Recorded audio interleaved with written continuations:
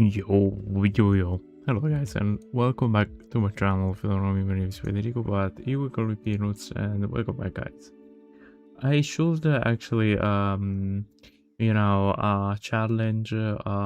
Eminem, especially because of my intro.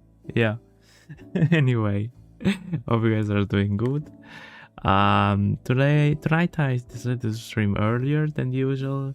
Again, as I said, because of the fact that I don't start Phoenix, please. We don't have the money for the gas because it's really it's really expensive, you know.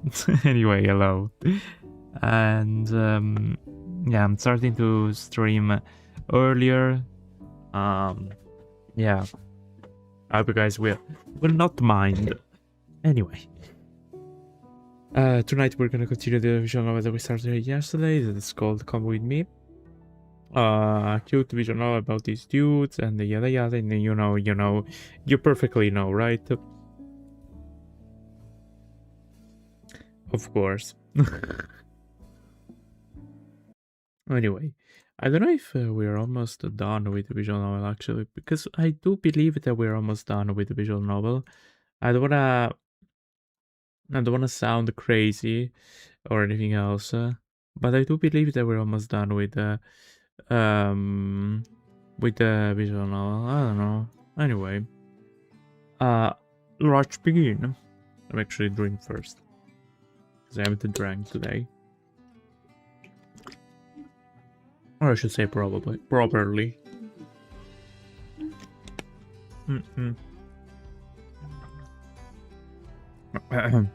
The trail gradually steepened. Birds echoed through the forest, and the scent of pine sap filled the air. Even though I was tired, I couldn't deny it. It had been a long time since I'd breathed the air fresh. The rest of the way, Gaston kept rambling about all sorts of random things.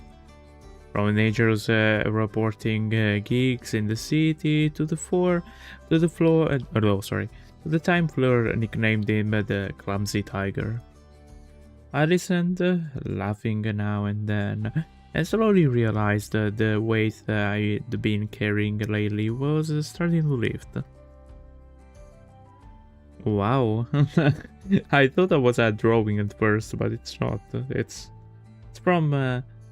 It's from a view on top. That's cool. When we reached the top, a breathtaking view opened before my eyes. The little town stretched out beneath the mountain like a carefully painted picture. Red rooftops clustered together, and the cobblestone roads curled through them like threads. Further out, golden rice fields swayed gently in the wind. Beyond that, endless green meadows stretched all the way to the horizon. A breeze swept across the peak, carrying the earthy scent of soil, the sweetness of rice, and the faint salty heat of lingering morning dew. Wow, this is beautiful. It's been a long time since I've been out in this town from this angle. Gaston took a deep breath, his broad chest expanding as if he wanted to embrace the whole world below. Lucas, do you think people down there could hear me if I yelled from up here? Bro, even if they had 10 years each, they still wouldn't hear a word. I don't think so. Perfect. Gaston narrowed his eyes and took a deep breath. I'm a handsome tiger, and I hit more than 4 wolves combined. Well, that's something considering they were wolves. His voice echoed back across the mountains. What the hell was that, Gaston? Feels amazing. People usually shout out about their feelings, yet you just bragged about your big belly. Hey, That's my true feeling, XD. I don't think XD was used in the 60s, but anyway. Gaston grinned wildly. His tail swished a bit behind him, like a giant cat that had just stolen a fish. I shook my head, but I could feel the urge building inside me too. I took a deep breath, decided to shout something just so I wouldn't lose. And I hate cabbage, so stop trying to make me eat vegetables. Haha. Looks like someone really took my advice to heart, yelling out loud.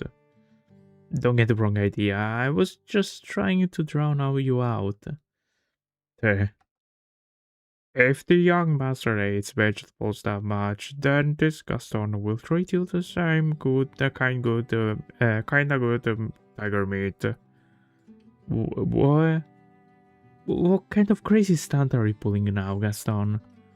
Gaston plants his hands on his hips, chin raised proudly, his whiskers twitching like with a smug chuckle. Tiger meat's delicious, you know, packed with protein, perfect for a little wolf who hates his veggies. Honestly, hot take, I love vegetables. Any kind of vegetables, honestly, except broccoli. Yeah, I love any kind of vegetables except broccoli.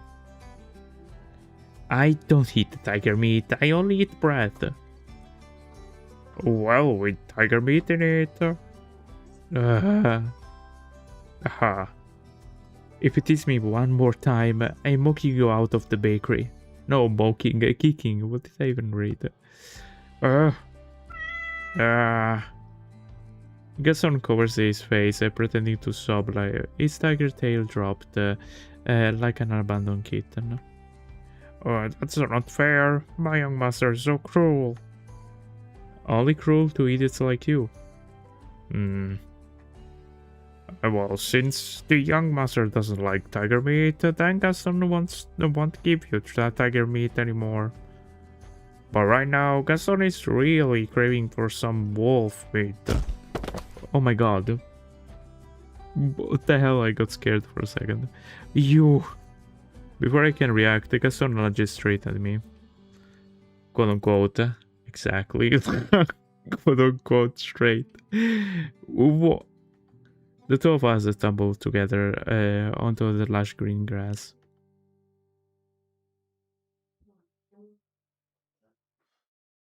I'm sorry. I was just hearing something. Anyway. We're all over each other a few times, grass scattering everywhere. Our laughter and shouting echo across the mountains. Get off me, you're too heavy, you're a crazy tiger. Little wolf really is the tastiest prey. Gaston deliberately nuzzles into my neck. It's becoming more like Beastars at this point, if you know what I mean. His whiskers brushing against me and sending shivers down my spine. Isn't there also a tiger in Beastars? As a student, yes, I remember there was a student that was a tiger. I don't remember his name though. Don't rub the scruffy bread on me. Beard, sorry. Gaston bursts into a hysterical laughter, holding me like he has no intention of letting go. The two of us keep rolling around into the grass, just like the way we used to mess around when we were kids. After a while, Gaston finally let go of me and fall backward, gasping for breath and laughing so hard that tears welled up in the corner of his eyes. Oh man, it's been ages since I've had this much fun. Phew, you lunatic. But yeah, it was fun. Right, Mark? Gaston slowly turned his head toward me. The same expression that was happy still on his face. Lucas, thank you for coming with me today. I glanced back at him, ready to brush it off, but the sincerity of his eyes made my heart waver for a moment. Oh, don't thank me. You basically dragged me out here. Dragged you or not, you're still smiling. I quickly turned away to avoid his gaze, but it was too late to hide my smile. Maybe Gaston's right. I thought to myself, in that moment all my worries seemed to melt away. Sometimes you have to stop for a moment, just to remember that you're still alive, not merely existing. Well, he's right. We rested on a small patch of grass as the mountain breeze drifted by, carrying the scent of wild plants. I pulled a few loaves of bread and bottles of water from my backpack stuff, and shared them with Gaston. Don't expect anything fancy. This is more than enough for me. We ate out bread in silence, with only the sound of the wind and the distant cries of eagles filling the stillness. Suddenly, the Gaston tilted his head slightly toward me, his eyes distant. Lucas, I remember back in elementary school, the first time we skipped class and climbed the hill behind our village. Of course. My mom gave me hell for coming home covered in dirt. My old man chewed me out pretty bad too. Still, it was one of the best days I can remember.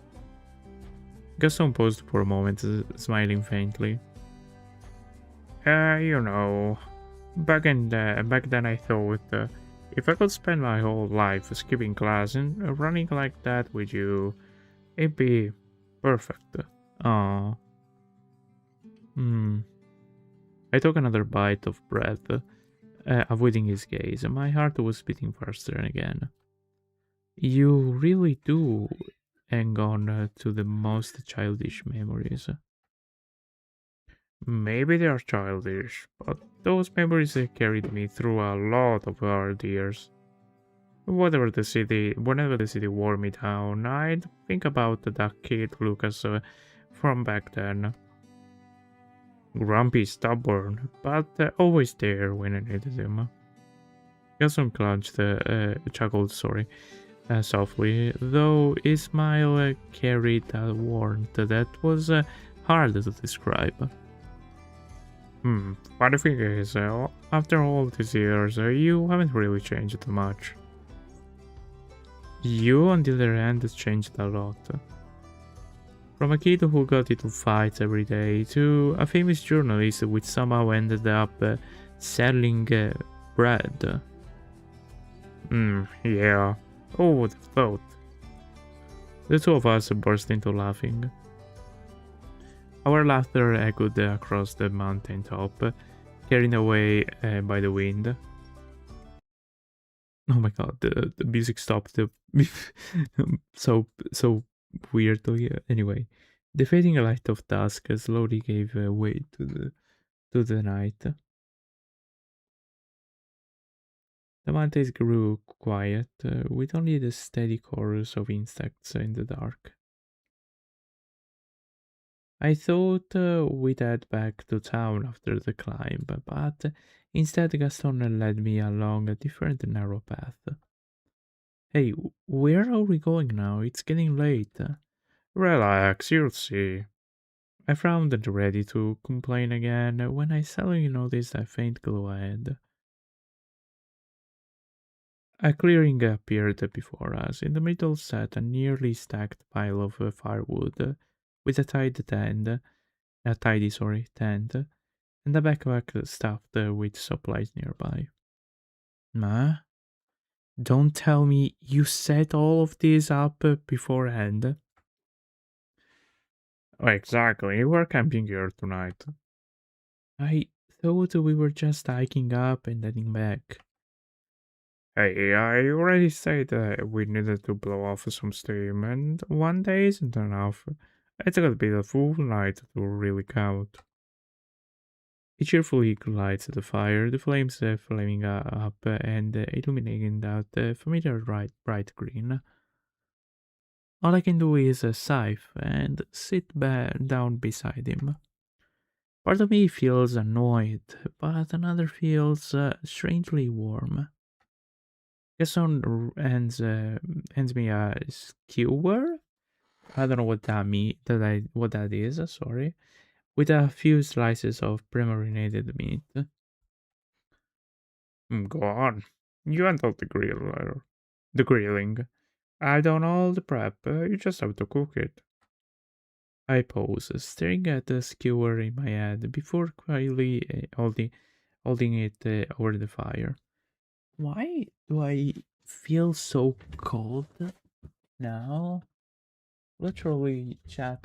It's so cold in here. Give me just a second.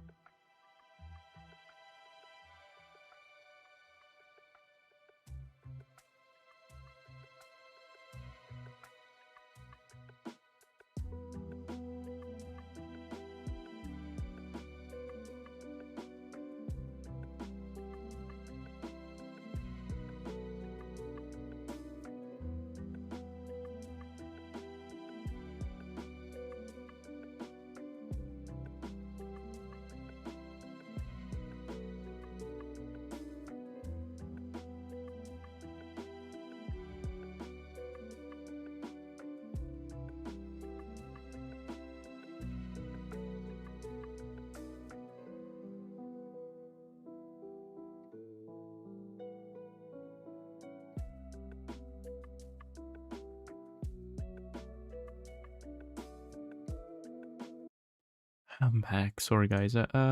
It's getting really cold in here recently. I don't understand why, if I have to be honest.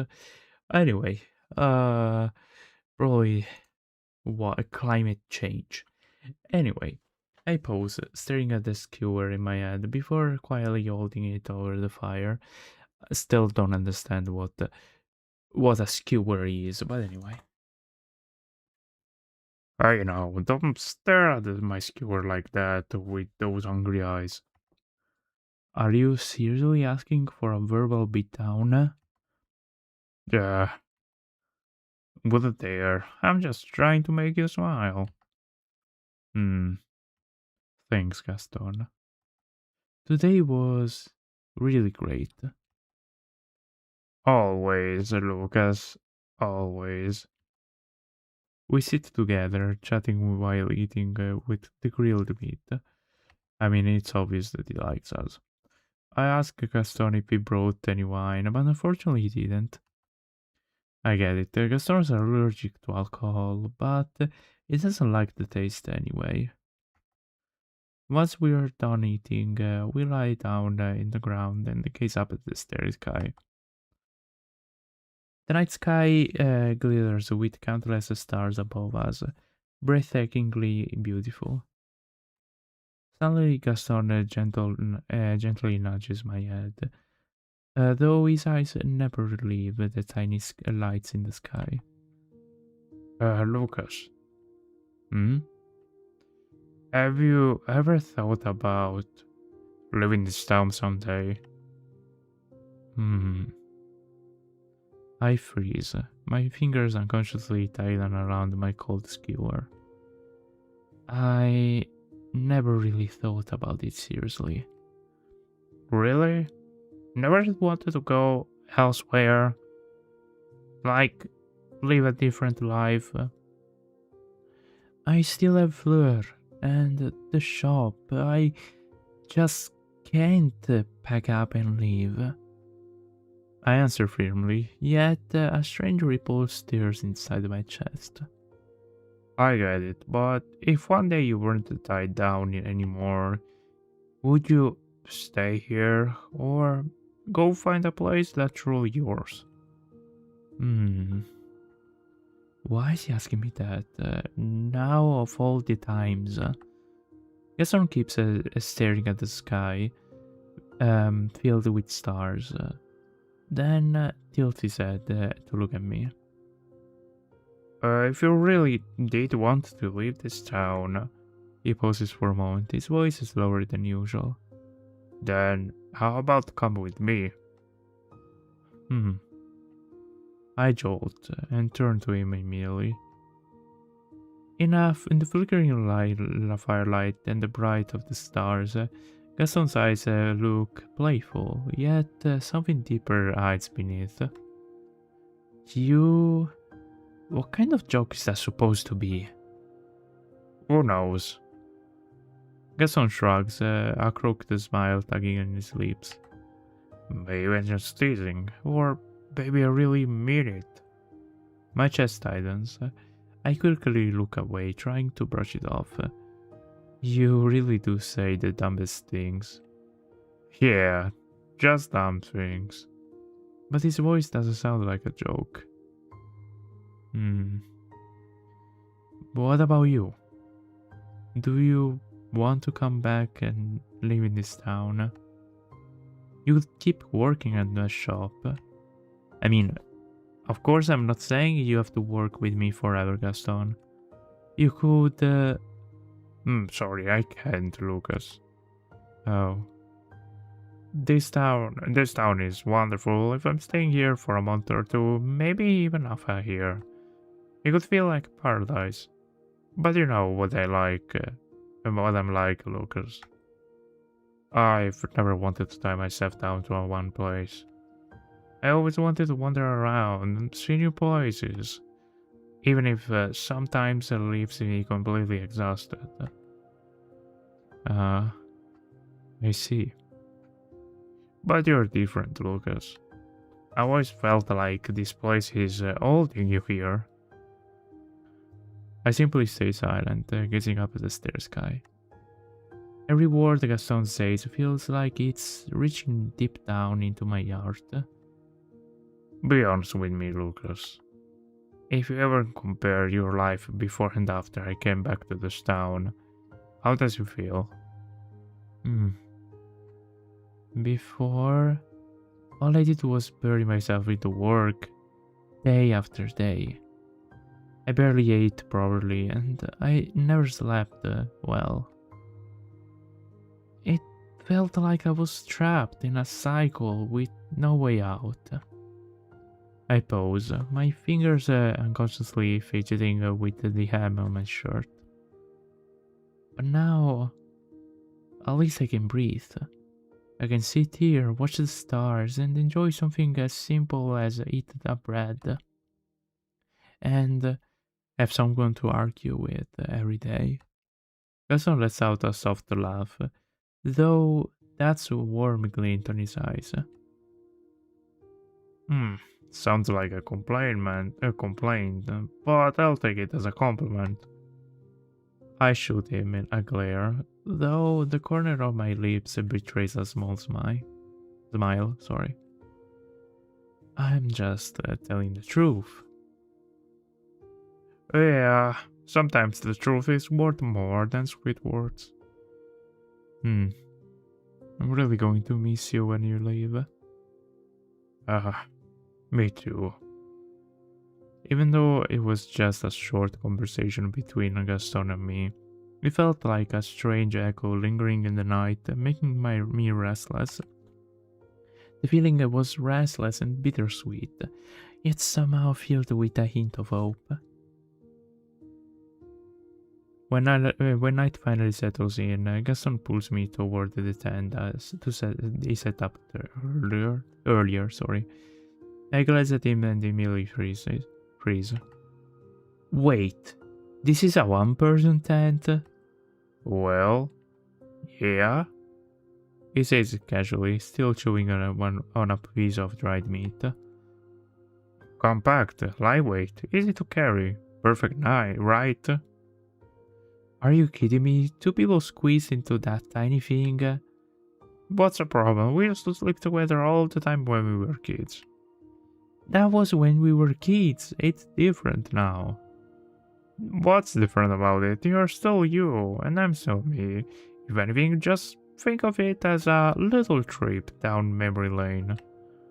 No, you're seriously annoying.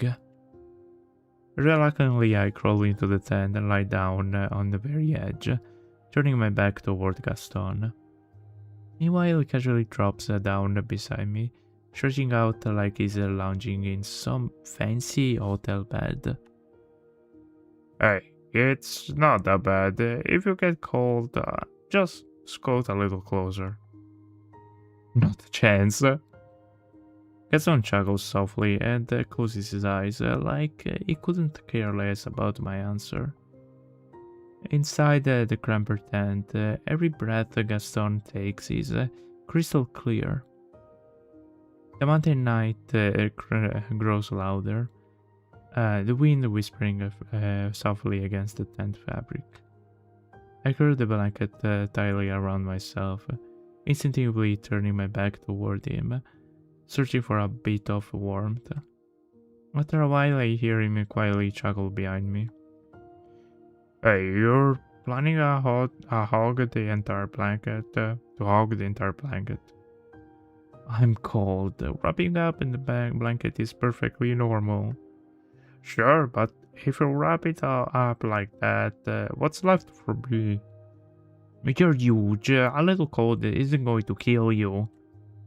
I answered bluntly, thinking that would be the end of it, but in the next moment, an arm suddenly wraps around my waist. What the hell are you doing? Keeping warm. You took the blanket, so I guess I'll just have to hold you instead. Don't make excuses. It's the truth. Relax, just like when we were kids. Sharing warmth so we don't freeze. Gaston's voice is calm and steady, so matter of fact that I didn't even know how to argue back. So I stay silent, lying still in his arms. At first my body is tense, but the warmth slowly spreads, easing the shivers from my bones. Behind me I can hear Gaston's steady heartbeat and his calm breathing. This guy is troublesome even when he's asleep. But deep down, I know it's the kind of trouble I never want to lose. Unconsciously, Gaston tightens his arms a little, as if I'm afraid that I might disappear into the cold night. I lightly touch his hand. Strong and rough, yet carrying a warmth that makes my chest tighten. I turn toward Gaston. His eyes are already closed, yet a faint smile still rests on his lips. Gaston. Silence. You look like such an idiot. I whisper it softly, certain that he's fast asleep, and he can't hear me. But then a sleepy, low voice murmurs back. Yeah, maybe I'm an idiot, but I'm your idiot. My face burns red, my heart racing wildly. I try to argue back, but all I hear is Gaston quietly chuckle. Then he falls silent again, slowly drifting back to sleep, leaving me alone with my pounding chest. The Monday night is freezing, yet inside the tiny tent, and this gentle warmth makes me feel safer than ever. And for the first time in years, I fall into a deep sleep, free of nightmares and exhaustions. October 11th, 1963, Town X. The next morning, we pack up the things and follow the trail back toward town. Morning sunlight filters through the trees, but the memory of last night still lingers in my mind. Gaston walks beside me, his backpack slung loosely over one shoulder, whistling as if he doesn't have a single care in the world. The moment we step inside the house, we both stop. Clara stands there, with her arms crossed, while Fleur and beside her is clearly pouting. Uncle Lucas, you're so mean. You went out to have fun without inviting Fleur. She runs over and hugs my legs tightly. Her eyes shimmering as if she is about to cry. Ah, Fleur, I'm sorry. Gaston just dragged me out of nowhere this time. Ah, that's right. I'll take all the blame. Next time, I'll personally invite our little princess to come along. Fleur is still pouting, turning to Claire and Gaston with puffed cheeks. You promise? If you break it, you clumsy tiger, Fleur won't believe we do anymore. Hearing that, Gaston stands straight and raises his hand like he's taking a solemn oath. I swear, oh my honor. Fleur giggles, her sulky mood slowly melting away. Gaston pats her head once, then turns to me. I'll head out first. Took the day off today too, so I got a few personal things to deal with. Alright, see you later. Gaston grins, waves to goodbye, and slings his backpack over his shoulders before leaving, looking as carefree as always. The moment the door closes behind Gaston, Clara's expression completely changes. Blair, go upstairs. I left you colored pencils on the table. Okay. She happily dashes up the stairs, leaving me alone with my sister. Clara crosses her arms, staring straight at me with a stern expression. Lucas, I'm gonna be honest. I don't like the way Gaston just showed up and drags you out of all night. Uh-huh. You're overthinking it. We just went out, that's all. I know Gaston is gay, Lucas. I'm not judging him, but I don't want you getting influenced by that. Influenced? What do you mean? You need to remember, you're not a kid anymore, Lucas. You're a man now. You need to be someone Flora can rely on. Someone she can look up to. You need to be a real father figure, not Clara pauses for a moment, her eyes soften slightly, but her voice remains firm. Not like Gaston. I clench my fist, a note of irritation rising in my chest. Hearing those words, I feel both offended on Gaston's behalf and suffocated by the expectation she keeps placing on my shoulders. Clara, I lift my head and look straight into her eyes. What you're saying is basically insulting Gaston. He's my best friend. From the time we were kids until now, he's never once abandoned me.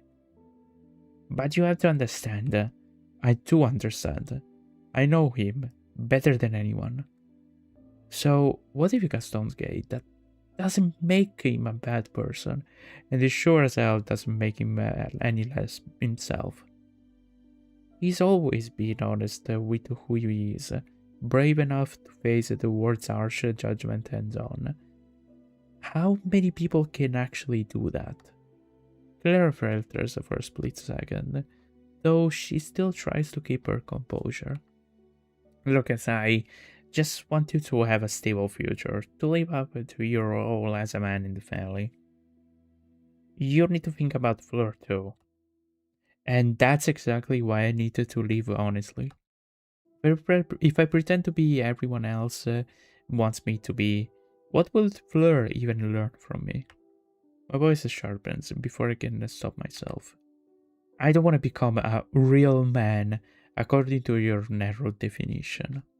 I just want to be a decent person, free and responsible. That's all. The air in the room turns heavy. Clara presses her lips together without replying. Her gaze complicated, tangled with a clear dissatisfaction. Sorry. I take a deep breath, forcing my emotions down, then gently shake my head. You're free to think whatever you want. Gaston is my friend, and I won't let anyone look down at him. Now, excuse me, I got a work to do. I walk out and slam the door behind me, leaving Clara standing there. Even though at the anger, in the very moment I realize something. What I feel for Gaston, it's definitely not just friendship anymore. Ah, damn it. Well, if you understood it now, better late than ever. Let me drink, guys.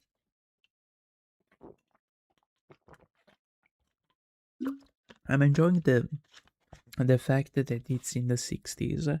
So back then there was lots of bigotry, we should say, about it. I mean, a lot of bigotry. Yet there were people like this, you know. Um, it wasn't a normal, quote unquote, a normal thing. Okay, not that to say like um anything. You know, it was back then. It wasn't a normal something that is normal that should be considered, that is considered normal as it should be. You know, but as it is nowadays considered most of the parts of the world, fortunately, I gotta say. um but yeah, there was a lot of bigotry back then. So October 13th, 1963, Town X. Time passes quickly. It's been more than 3 days since I last saw Gaston. For some reason, Gaston didn't come back in the bakery like he usually does. Customers have started asking about the new Tiger employee, but all I can do is give them an awkward smile. I'm just 4 short days. Not seeing him has already affected my mood more than I'd like to admit. It's a strange feeling, almost like I've been abandoned. Uncle Gaston isn't coming in today either. Flora sits there with her crayons, but her little face still looks sad and disappointment. Uh, Probably not. You smell roses in the air? Me too. Do you think Gaston is mad at me because I yelled at him? Fleur feels really bad. Mm, no, wait. Fleur feels really bad. Fleur shouldn't have scolded him. Seeing her like that, blaming herself over something so small makes a pang of guilt stir in my chest. No, Fleur.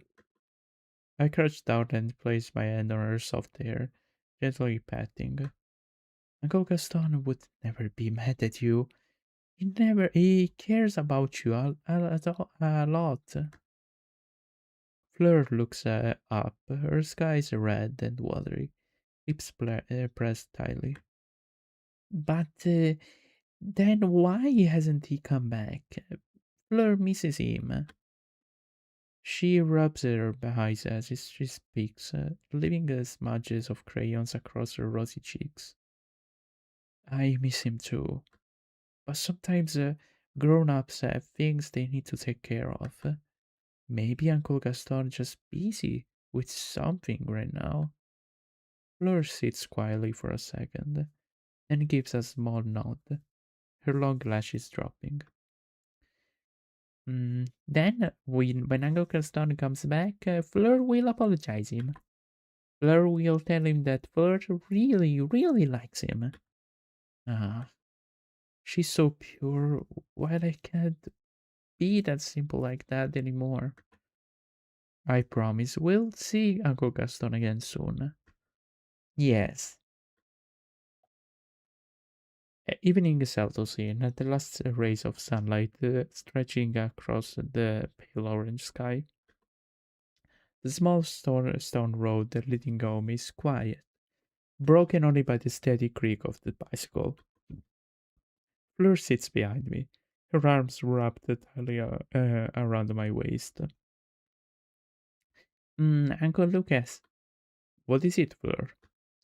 If Uncle Gaston comes back tomorrow, please call Fleur over. Please?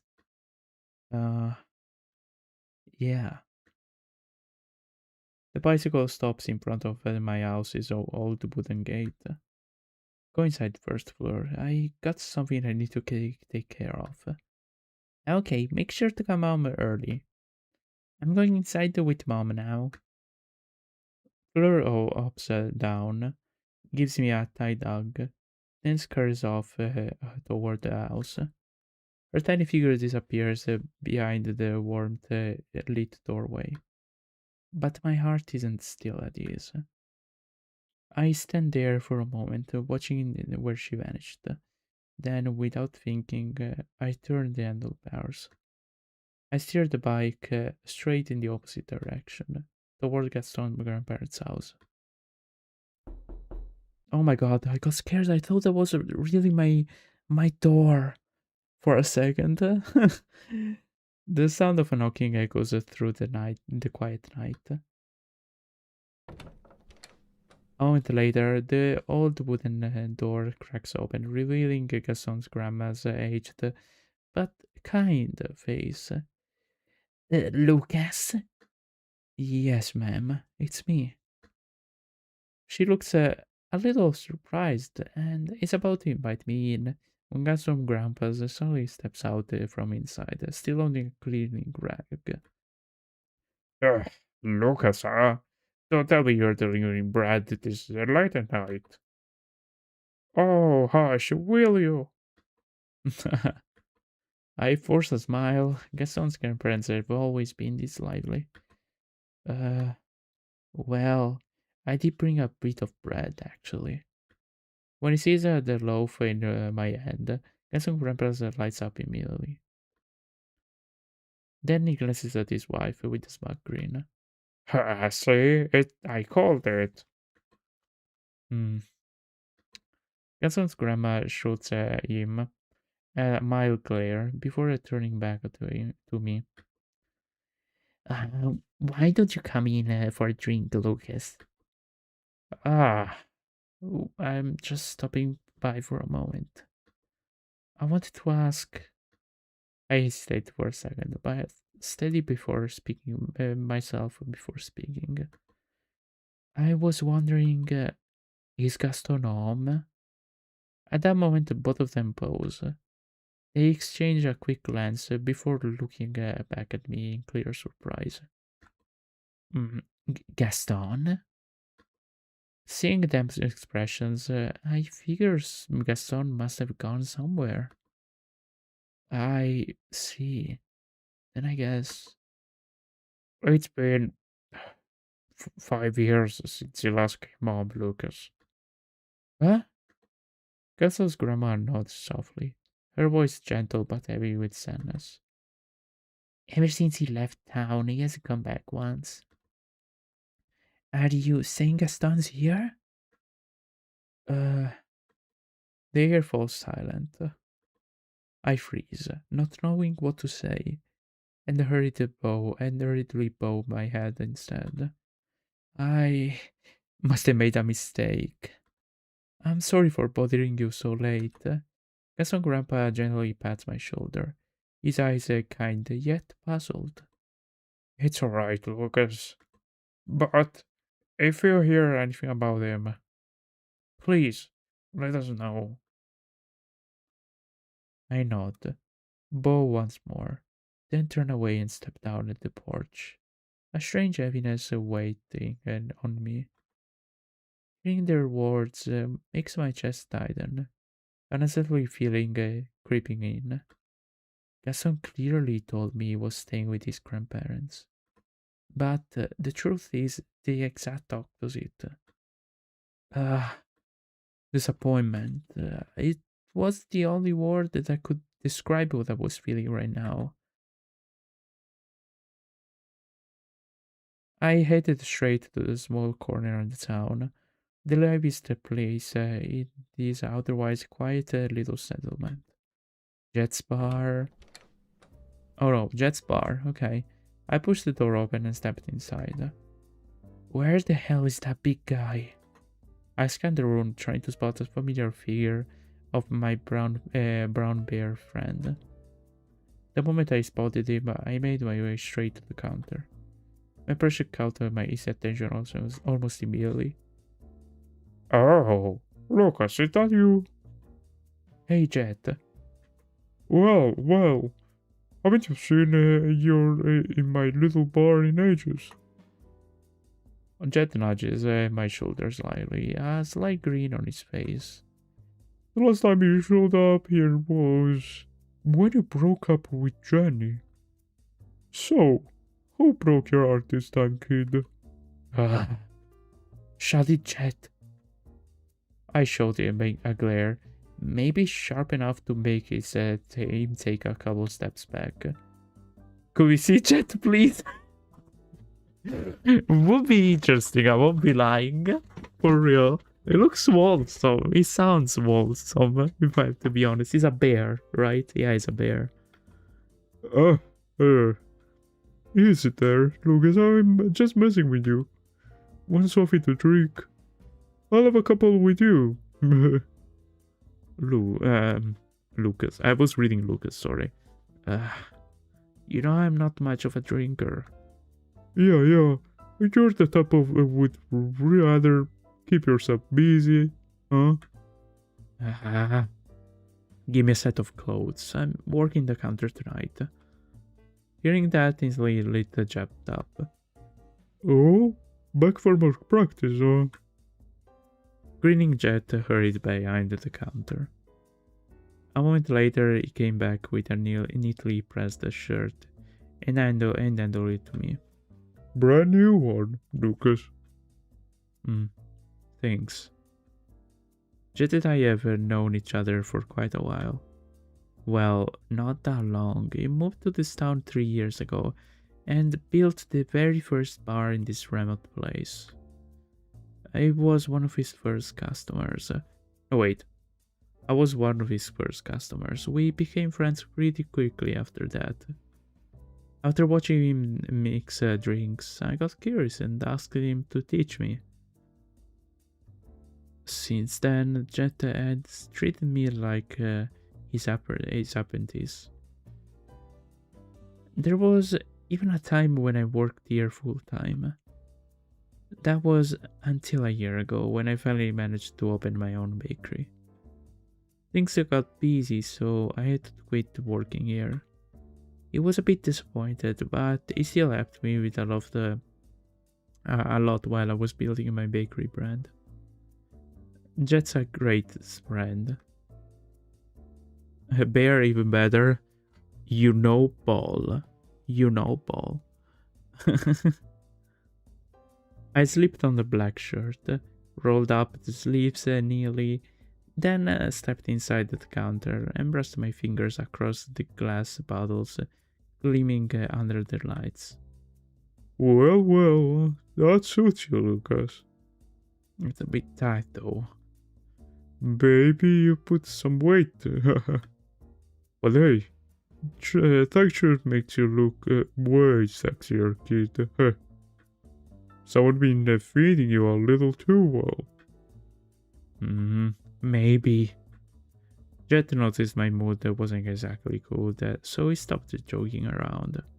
His expression shifted back into the work mode as he adjusted his tie.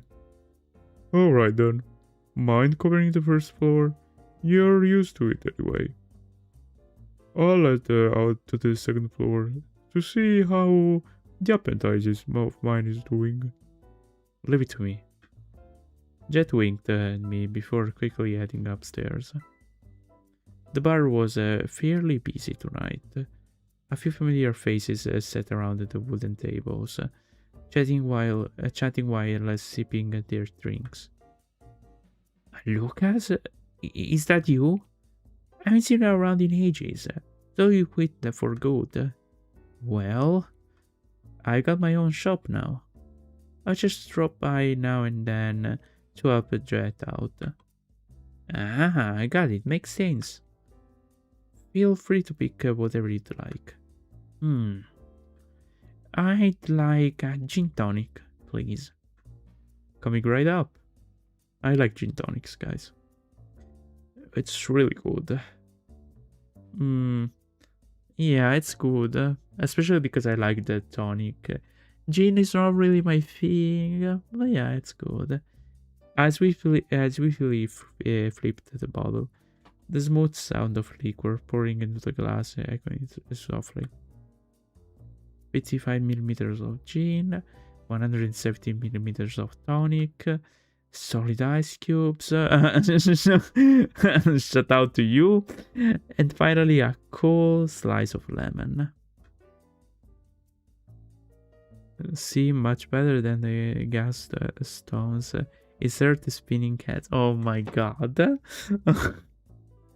In moments, crystal clear gin tonic sat near in front of my customers. The customers. That's the taste I remember, Lucas.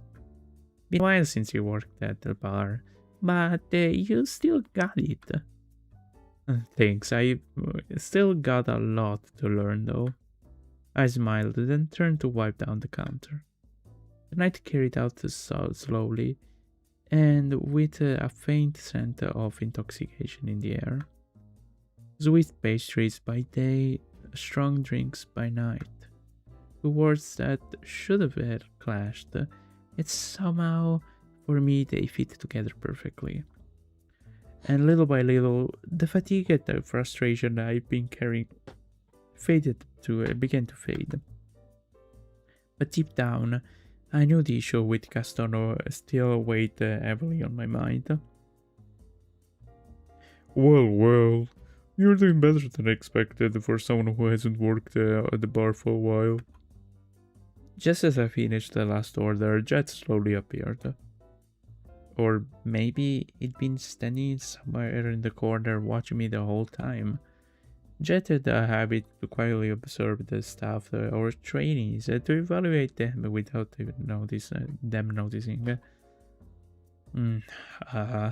Try making 12 pastries orders in 15 minutes. This would feel like nothing. Sounds brutal. Hey Jet, can I ask you something? What's up? What does it feel like when you, When I what? Spit it out already, I hate it when people beat around the bush. I mean, when did you realize you like the guys? Even him? What is this town? Oh my god. Huh? Just Job dropped my question. So that's why you've been stalking all night, huh? Jet. Is there someone breaking your heart? No, I mean... Want me to knock these teeth for ya? Focus on the question, Jet. The town off the street. Oh my god.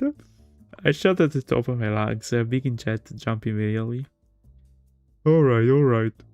Jet sits down across for me, grabs a random bottle of liquor, and drinks straight from it. I think it was the first time I slept with a guy. Seriously? Let's see. To be blunt, I used to be a bit of a player. Had plenty of girls and all. Until one night I spotted an insanely hot tomboy walking into the bar. Damn, I swear she was the most attractive girl I've ever seen. So, naturally, further inside. Nah. And guess what? Turns out that the place was a gay bar. That's insane. So, wait, this is not a normal bar? This is a gay bar? Lovely, honestly. In a small town.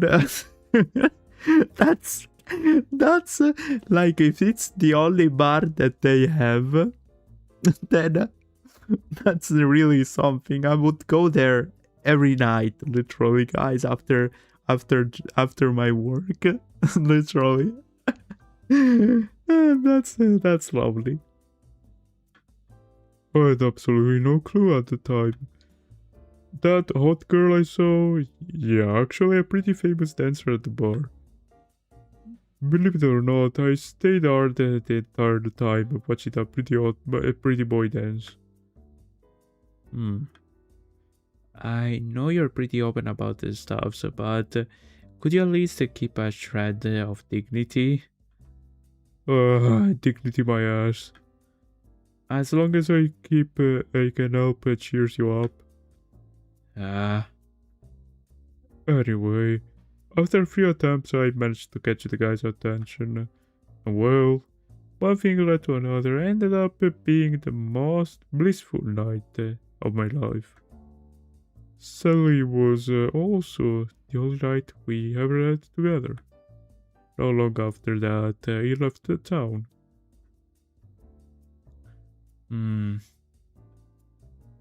How did I feel? Regretful, I guess. After that, I tried going back to flirting with girls, but the same thrill just wasn't there anymore. Until I went back to the same gay bar and met another guy. Unlike the first time, that one made the first move on me. So like a gas stone for real. Apparently. It wasn't really my type at first, but I figured why not give it a shot. Turned out it felt insanely good. That's when I realized I was gay. Ah. I see. Hey, Lucas. Jet suddenly pats my shoulder. That's when I notice his eyes. Even though he's been telling my story in a cheerful tone, his eyes look incredibly sad. Jet? Oh wait, my voice. You're probably living a life a little too. Wait. You're probably thinking I live a little too freely, huh? I want to see his eyes too, honestly. Well, kinda. The truth is, I've been in love before. I know what the feeling is. But love in the world, this world is of ours is incredibly fragile. So fragile that it can shatter in the most heartbreaking ways. Jet's voice grows lower and lower, trembling slightly. The judgment stares, the whispers, the accusations.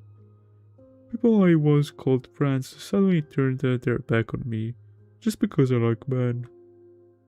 Even my own family started looking at me differently, as if I were some lesser creature beneath them.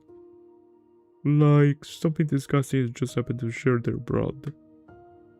Everything came crashing down on me. My whole life turned upside down. But what hurt me the most was that the person I loved couldn't endure it either and left me. If he had fallen for someone else, if he'd simply stopped loving me, maybe I could have understood. But when I realized that The man I loved with all my heart was suffering through the same thing I was. The pain, it cuts deep, Lucas. Makes you feel like this love feels it itself is wrong. Like all it could be, all it could bring is suffering for both of us. And when he finally left, I didn't even have the right to ask him to stay. It's cruel. Jet. By now, tears slowly began to run down Jet's face. It's the first time I've ever seen him cry. The man I always thought was carefree, carrying such a fragile, broken heart. But I can't do anything, because I might end up just like him. If I keep holding on on these feelings for Gaston. There was a time I fell into depression, until I chose to live freely for myself. Meeting out guys, uh, having a passionate nights here and there. If we get along, we hang out, maybe become good buddies, just without putting too much weight on feelings. Of course, I still get lonely sometimes, but maybe I'm just not brave enough to start another love story anymore. Mm-hmm. Listen, Lucas, I know what kind of person you are. I know what's going through your mind. If you're falling in love with a guy, just think it through. I'm not saying you shouldn't start a relationship. Just make sure you truly thought about it before you do. Because loving someone in our community, uh, it isn't easy. Um, I see.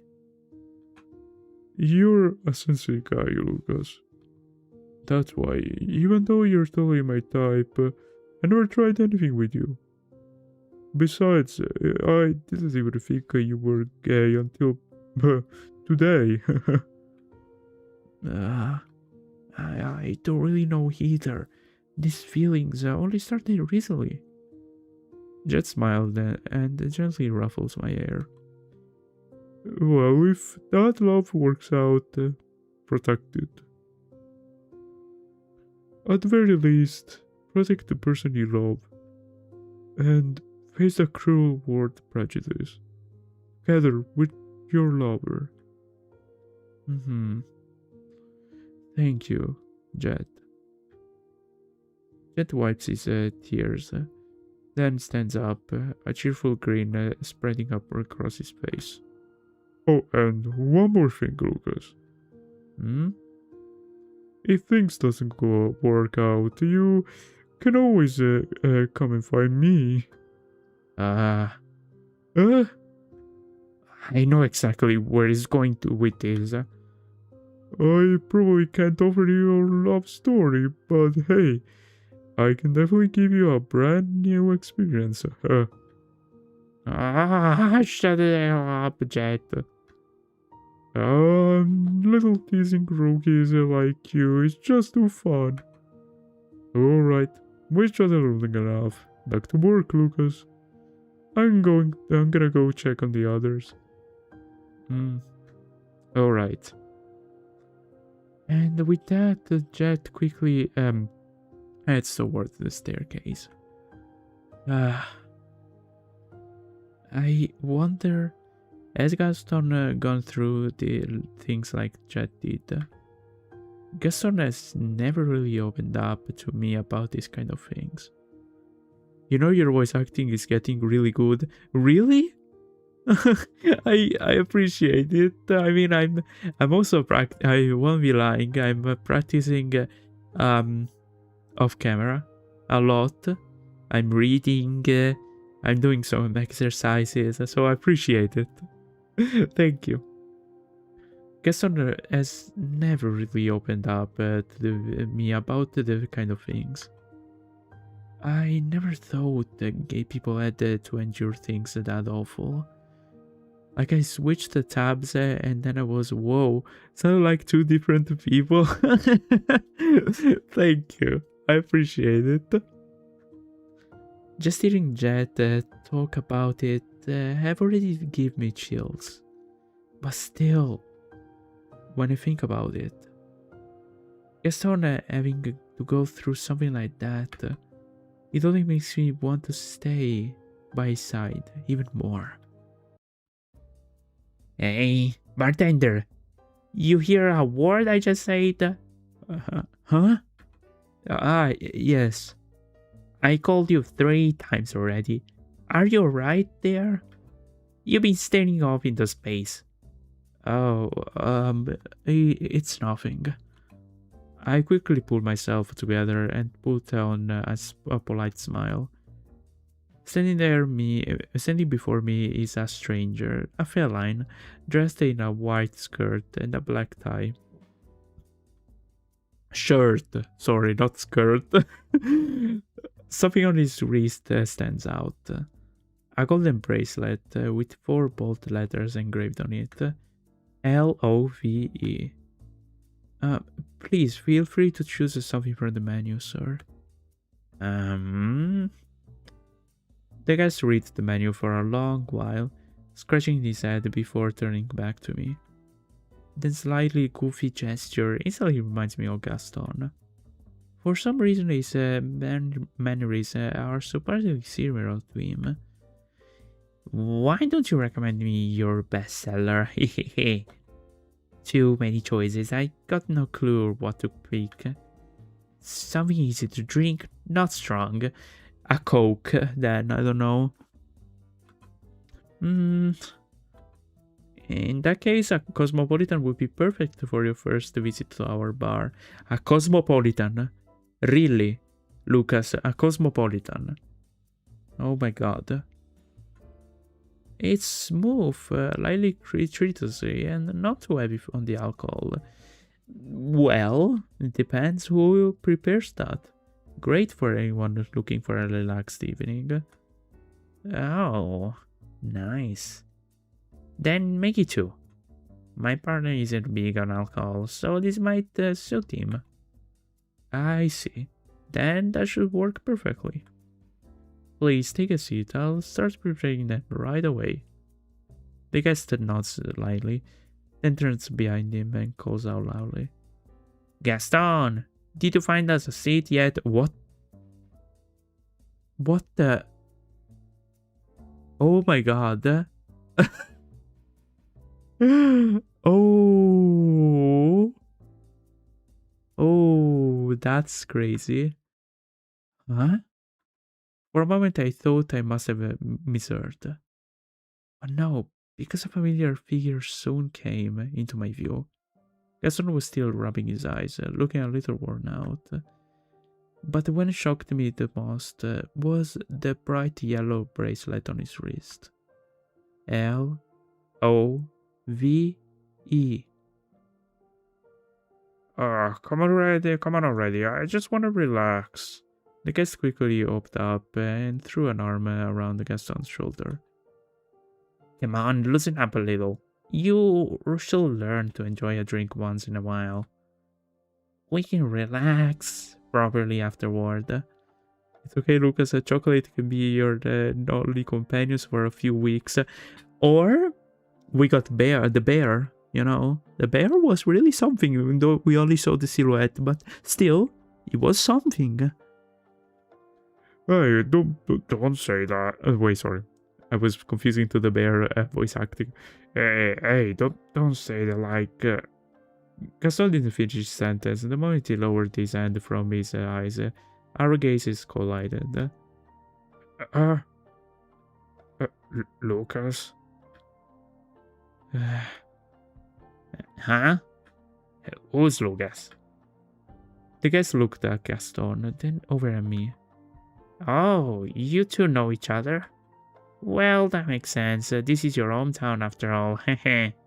Bear and chocolate, yes. That's the best combo. The guest kept smiling, completely obvious to the painfully awkward tension in the air. My heart felt like it stopped beating right then, like a knife driven straight through my soul. Pain. But what could I possibly do? Uh, Taking a deep breath, I forced myself to stay composed. I forced a polite smile and replied, "Can we call the bear so he can punch Gaston right on his face? Because he deserves it." Oh, yes. Gaston and I are childhood friends. We've kept in touch over the years. Oh, that's nice. Gaston said he doesn't keep in touch with many friends from back home anymore. You two must be pretty close. Eh, anyway, my name's Jack. Nice to meet you. Jack kept his arms around Gaston's shoulder, smiling brightly at me. Lucas, just letting you know, vodka burns eyes. Just letting you know. Oh my god, you're so right. For real. It's not permanent, of course, but it hurts. Exactly. That's what you deserve. Piece of shit. Oh my god. Uh, Calm down. Gaston is just my friend. Just my friend. He only worked at my shop for fun anyway. He could leave any time. It's not like I have the right or to judge or... I forced a smile, adjusting my glass, the glass in my hand. It's nice to meet you too, Jack. Gaston, normally loud and carefully, suddenly froze when our eyes met. Surprised, awkward, like he wanted to say something. Lucas? You work at the bar too? Just sometimes. So, shall we start with two cosmopolitans? Deal. Gaston glances at Jack, then back at me. You know what is kinda pissing me off? Because at the beginning of the visual novel, they said, "Oh yeah, I'm a tiger. Technically, tigers don't get along with wolves, but we do an exception." And then he's hanging out with a felon. I don't know if that's a cat or something like that. And this is kinda pissing me off. I won't be lying. Like.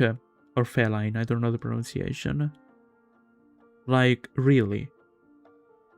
No, I feel that too, Cube, honestly.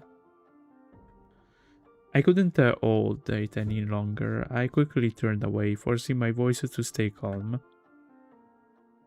Feel free to grab any seat you like. I'll bring the drinks over.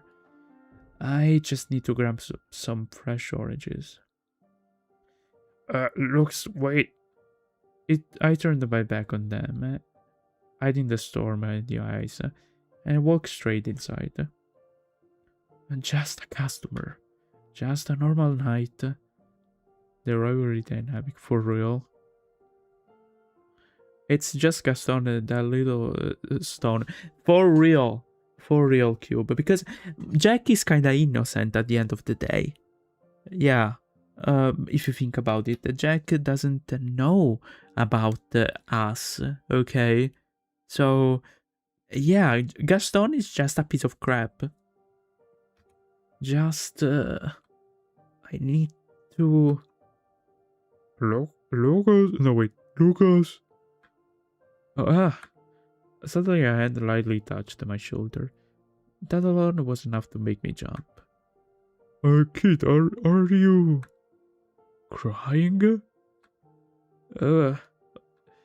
Instantly I covered my face with my hand.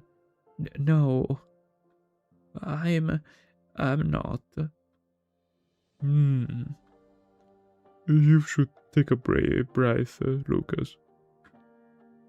Jet pointed toward the storage room and gave me a faint smile. Grab a bottle you like and have a drink. My treat. Just don't go greeting my customers with a gloomy face of yours. Customers ordered 2 cosmopolitans. Easy. Mm, thanks, Jet. Imagine if we do the same shit but with the Jet. That would be crazy. Like literally. Ah, damn it. The tightness in my chest made me just want to go the hell out of there. I quickly slipped out of the bar, found a secluded corner, and dropped on the old wooden branch outside. A bottle I had taken with me was still in my hand. I tipped it back and took a long swig. The burning liquor shot straight down my throat. Good lord! This stuff's strong as hell. But I kept drinking. The bitter taste mixed with an irritation I couldn't quite say. Like only the alcohol could help me swallow it down.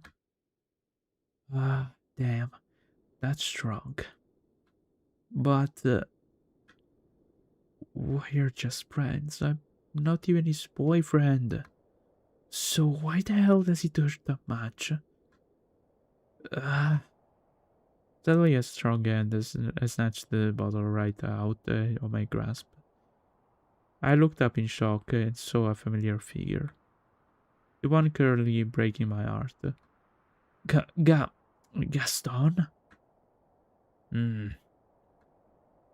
Gaston dropped it down beside me and took a long swig. Uh, holy hell. What, what is that friggin' disaster?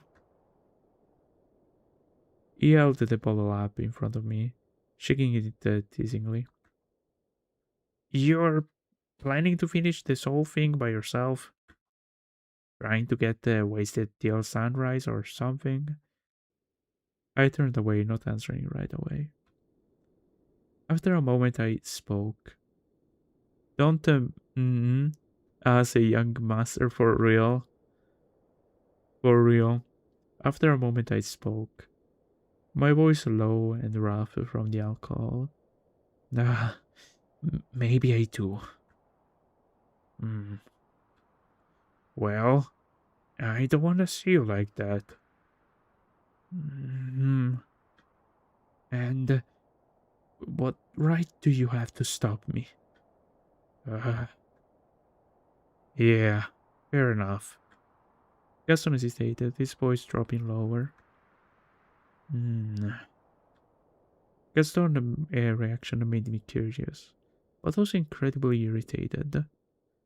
Questions swarmed through my head. He's clearly dating that guy. They're even wearing couple bracelets.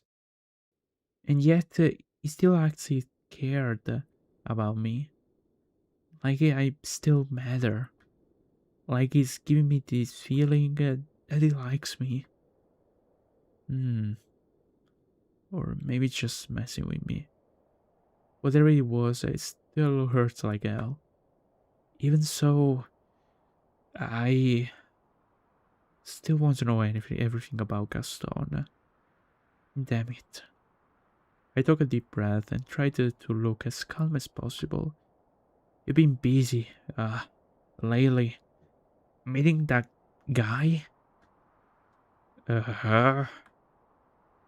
Um, a moment of silence stretched between us. Gaston stared right at my face, as if trying to read what I was feeling. Suddenly his expression relaxed. He let out a soft laugh, a mischievous glint flashing in his eyes. That caught me a little off guard. What's the matter? You jealous? Uh, all I could do was stare at him. Normally I'd probably grumble or or even punch him for teasing me like that. But right now, I was far too tired for that. Hmm. Well, Gaston sighed. set a bottle down at the ground, and gently pulled me on to face him. Looks like there's been some kind of a misunderstanding. It's my apprentice in journalism. Huh? Then why is he here? And that bracelet. Huh? Gaston awkwardly looked down at his palm, then back up at me. He gave a crooked grin, looking a little sheepish. Well, this is our team bracelets. It's got the group logo on it. So love was spelled Love because it was an acronymus. Oh my god, y'all. Gaston pulled a photo from his wallet.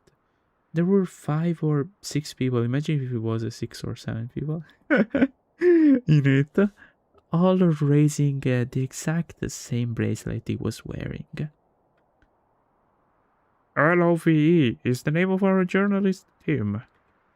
Listen, observe, verify, explain.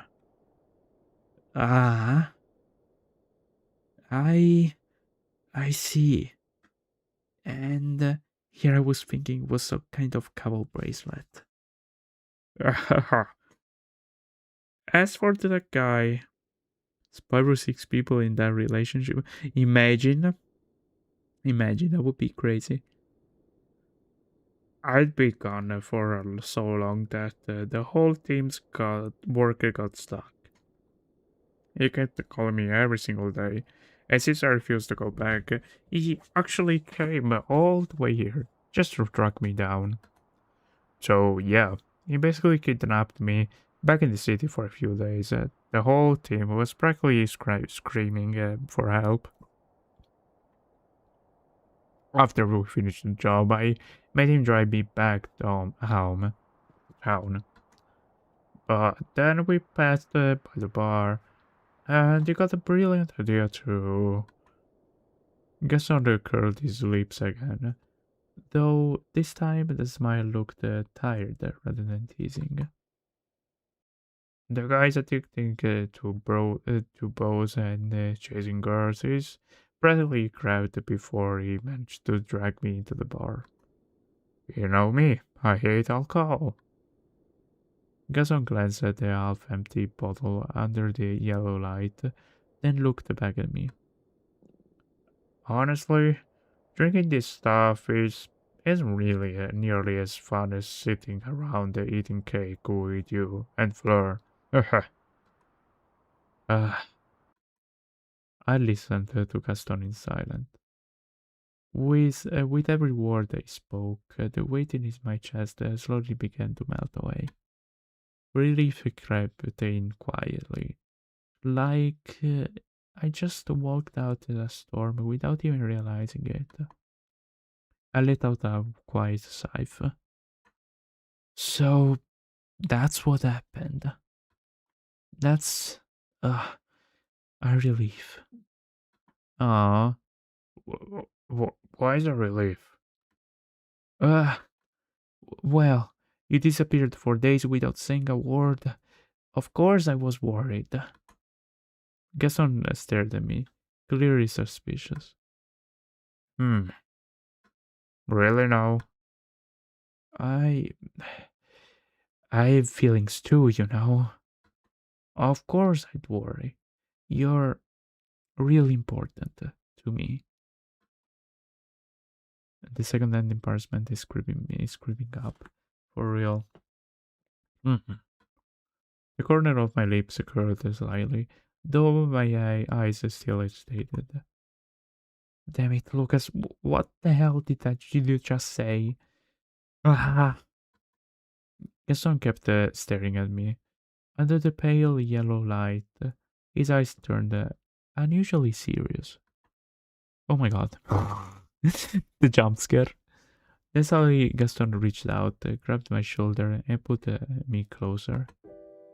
Oh, finally! Oh, after hours. Not so cute, honestly. Before I could react, Gaston's lips were already on mine. A short, sudden kiss that left me completely frozen. What? My eyes widened, my heart racing wildly. Even after Gaston pulled away, I still couldn't process what just happened. Gaston? Gaston laughed, but this time his smile was softer and more genuine than ever. Falls off the chair. For real, dramatically though. Just like Phoenix. You don't have to say anything. Let me go first. He took a deep breath, his eyes shining without the slightest hint of hesitation. I've liked you for a long time, Lucas, and since we were kids, back when I didn't even understand who I was yet. All I knew was that what is that just read? All I knew back then was that whoever I was with you, I felt calm and safe. But I was too scared. Scared that those feelings were wrong. Scared that you'd leave me too. Just like how my grandparents changed. Gaston. So I chose silent. I left and tried to find a place where I belonged. Gaston lifted a hand and gently touched my forehead, his voice dropping to a near whisper. But things are different now, I'm sure of it.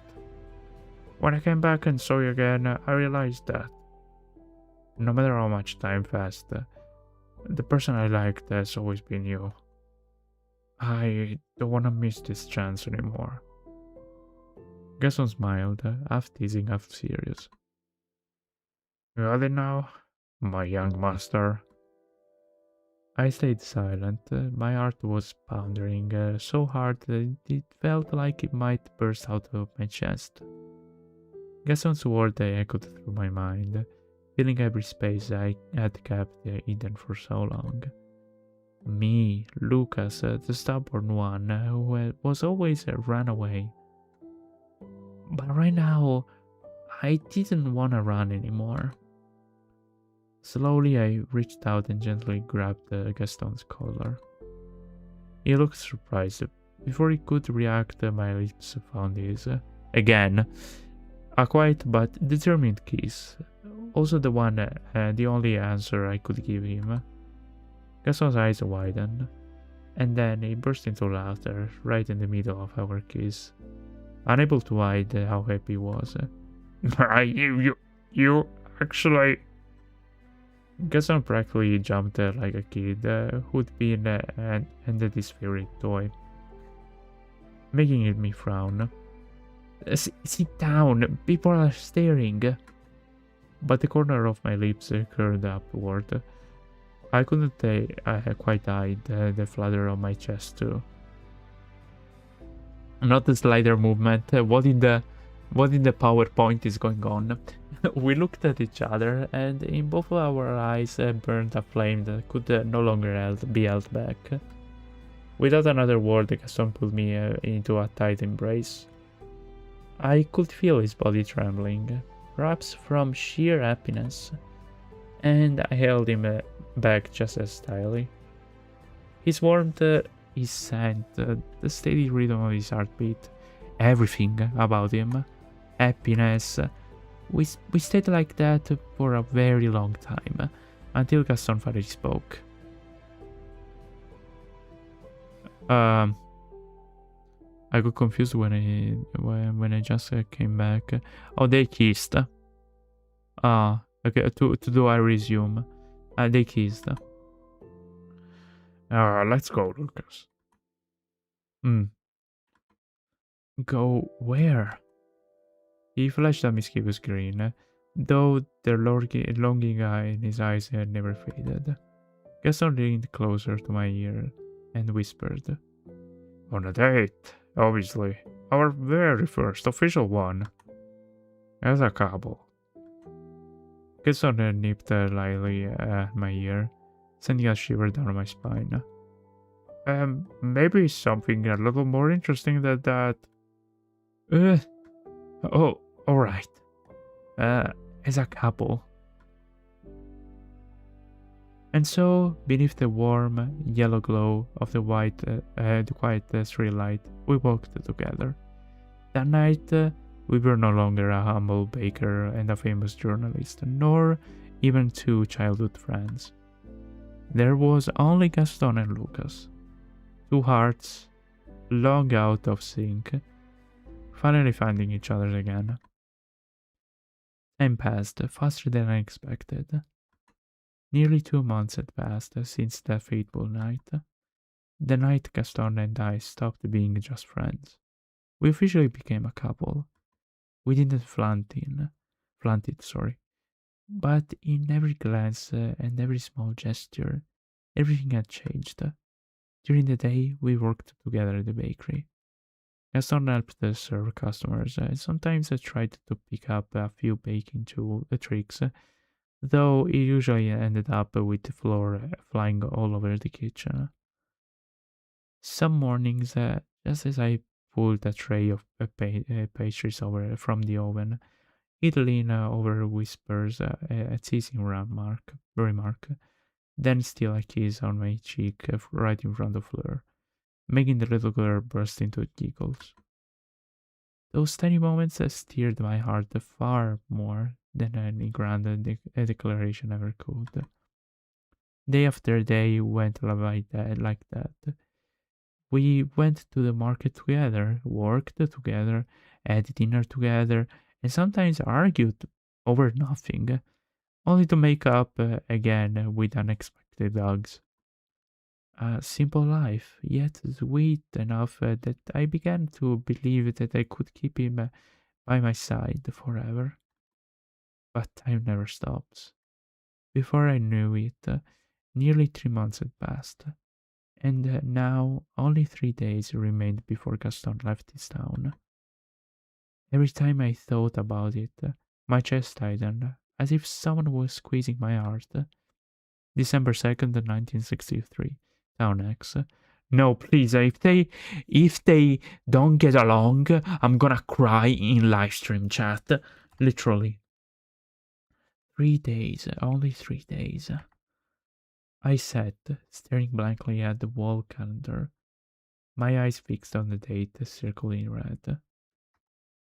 Calm down, Lucas. Gaston said they never come back to visit me all the time. No. No.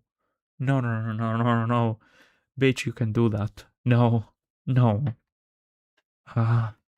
Maybe I should give him something, a little farewell gift. Lucas.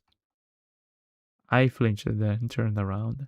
Clara stood at the doorway, her eyes blazing with anger. Clara? It's late. What are you doing up here? Shut up! I don't want to hear a single excuse for you.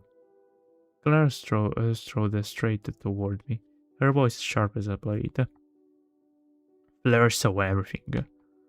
She told me that you two were all over each other, hugging right there in the middle of the shop. I froze for a few seconds, then clenched my fist. What were you thinking, Lucas? Letting a 5-year-old see something like that? You want her growing up with twisted ideas. You want her thinking that men being with men like that is normal?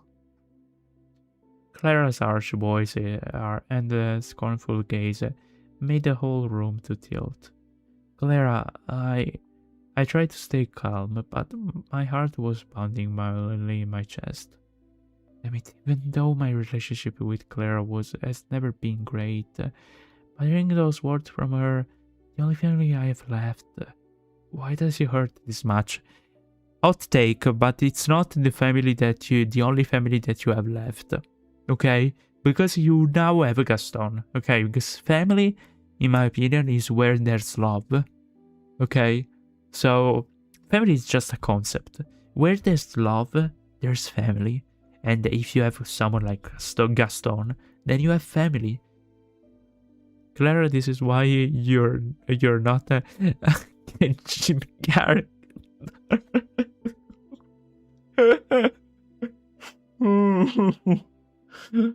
Why does it hurt so much?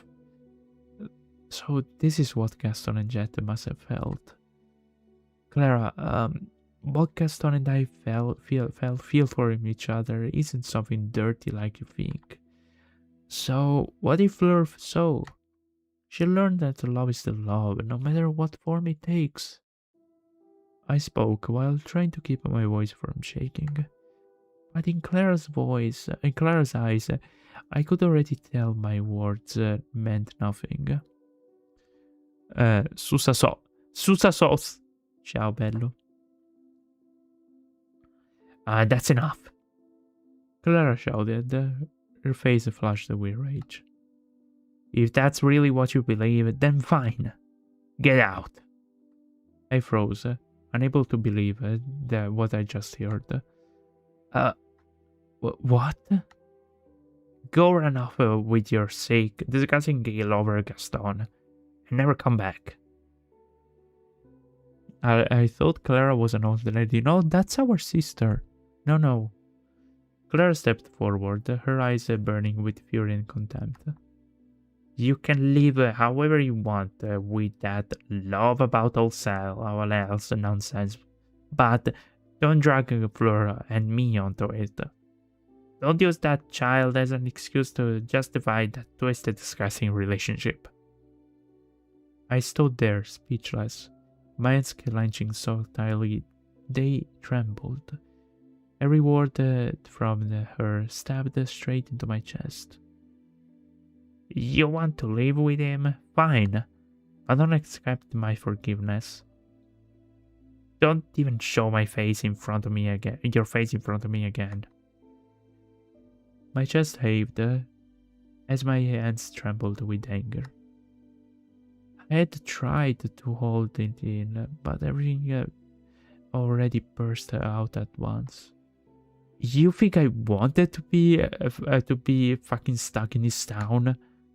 If we were actually capable of taking care of Fleur, I would have fucking left a long time ago. But you couldn't, so I had to stay, dropping myself in this suffocating place. Clara froze, her expression faltering for a moment. But I didn't stop. All the years of suppression, all the unspoken words, now they just poured out.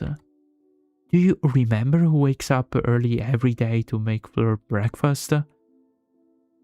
Who's the one watching her all over the day, then sitting by her side at night just to lull her to sleep? Who was the one holding her, comforting her whenever she cried about because she didn't have a father?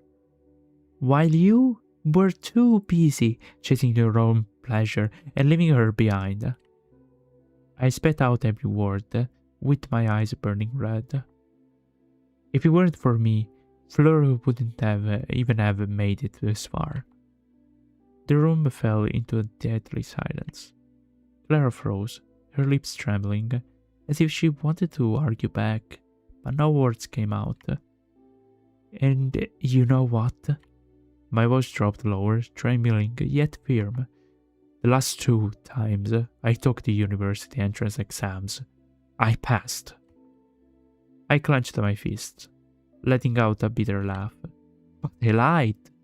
I told you that I have failed, because I couldn't bring myself to fucking leave you and Fleur alone in this place. My eyes burned, but I kept staring at straight at her. And this time, I passed again. But unlike before, I chose a university in the town where Gaston works. You know, I wrestled with the decision day after day, night after night. Between staying here, continuing to suffocate in this town, or stepping outside for the first time in my life and living for myself. My voice caught in my throat, half confession, half cry for help. I'm so tired, Clara.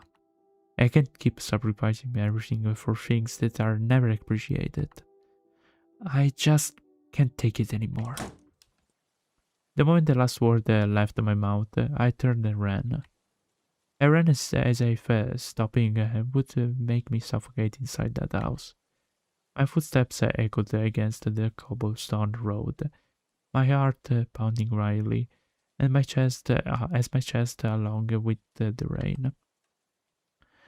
I ran past familiar hallways, past flickering yellow streetlights. Tears kept rolling down my cheeks, mixing with wet, sorry.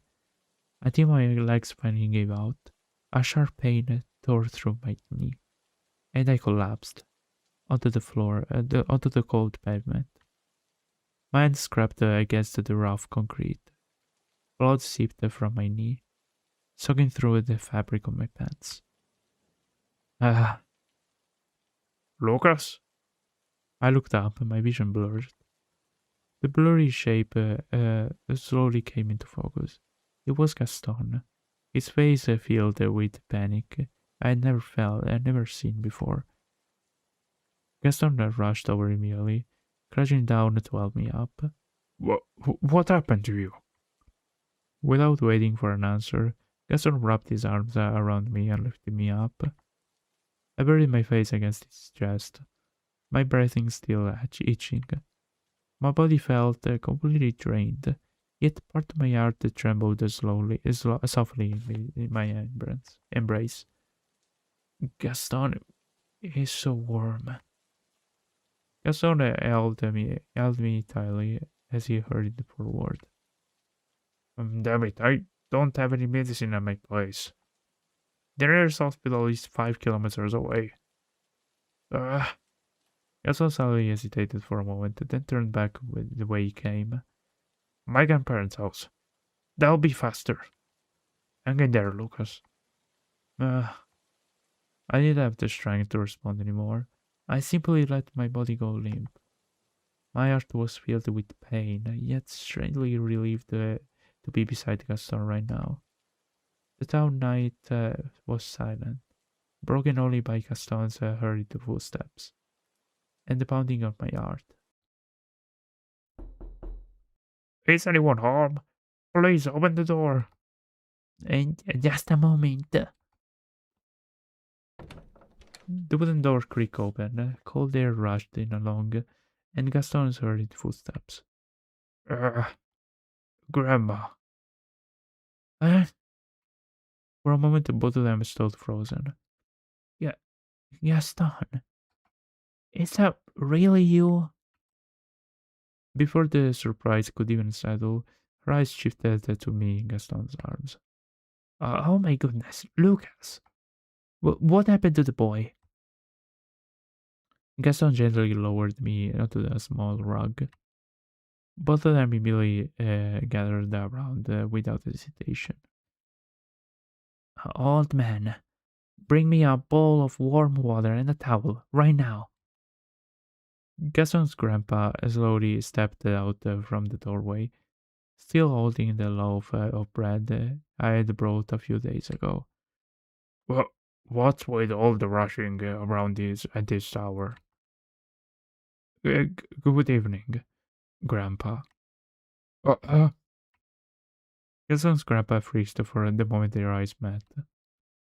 But the moment he saw the state I was in, he turned back inside without hesitation.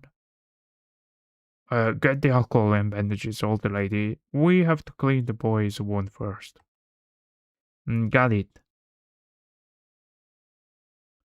The fact that the old lady says got it, I don't think that the old lady would say got it. I don't know. The faint scent and alcohol of alcohol and bandages filled the air. Take a deep breath, young man. Oh. I trembled slightly when Gaston's grandmother touched my wound.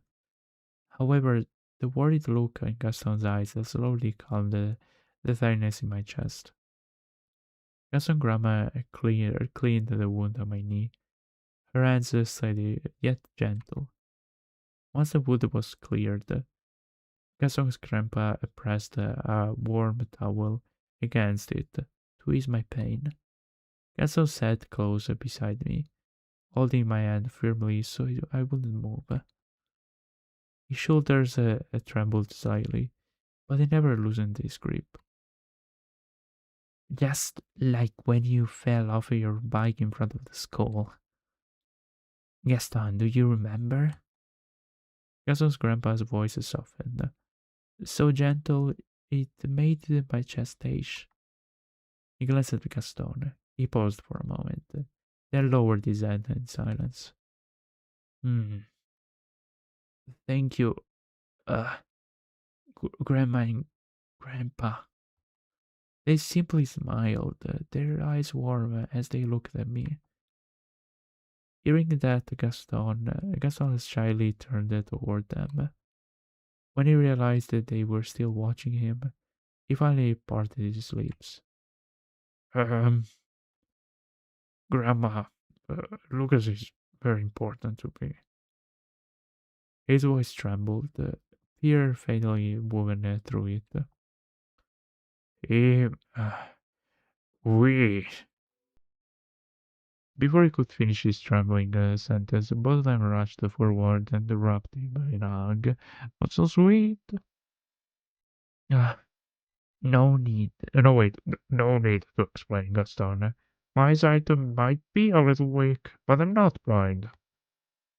I stood there stunned, watching the three of them embrace, my chest feeling weight, an indescribable feeling. What matters is that you're here right now, and that you're happy. Grandpa, Grandma. Those were the only words Gaston could choke out. The oil lamp cast a soft, golden glow over the three figures, holding each other tightly. Dust floated gently in the air, glittering in the light like old memories finally being soothed. We are sorry for even hurting you. We'll always love you for exactly who you are. Gaston's grandpa placed a hand in his shoulder, giving it a gentle squeeze, his eyes full of affection. Welcome, Gaston. Yeah, mm, I'm I'm Gaston buried his face in their shoulder, clutching their clothes like a child after afraid of losing his only shelter. Even the world itself seemed to fall silent for a moment in that moment of reunion. Once they were sure my wound was properly bandaged, Gaston's grandparents quietly left to give us some privacy. The living room grew quiet, filled only with the tick- ticking of the clock and the faint scent of ginger tea. Gaston sat down beside me. He's trembling and hold on because I'm not. I kind of trembling. My voice is kind of trembling because I won't deny that I'm not crying, okay, but I'm kind of. I mean, you know that I get easily involved into the stuff, so into stories in general. So I'm too we could say sensitive to the stuff. Anyway, Gaston sat down beside me, trembling and opening the pencil box. His tearful eyes finally calmer. Gaston. Gaston gave a small laugh. His smile crooked through his tears. I'm sorry. I lied to you. All these times I said I came back to visit them. That was a lie.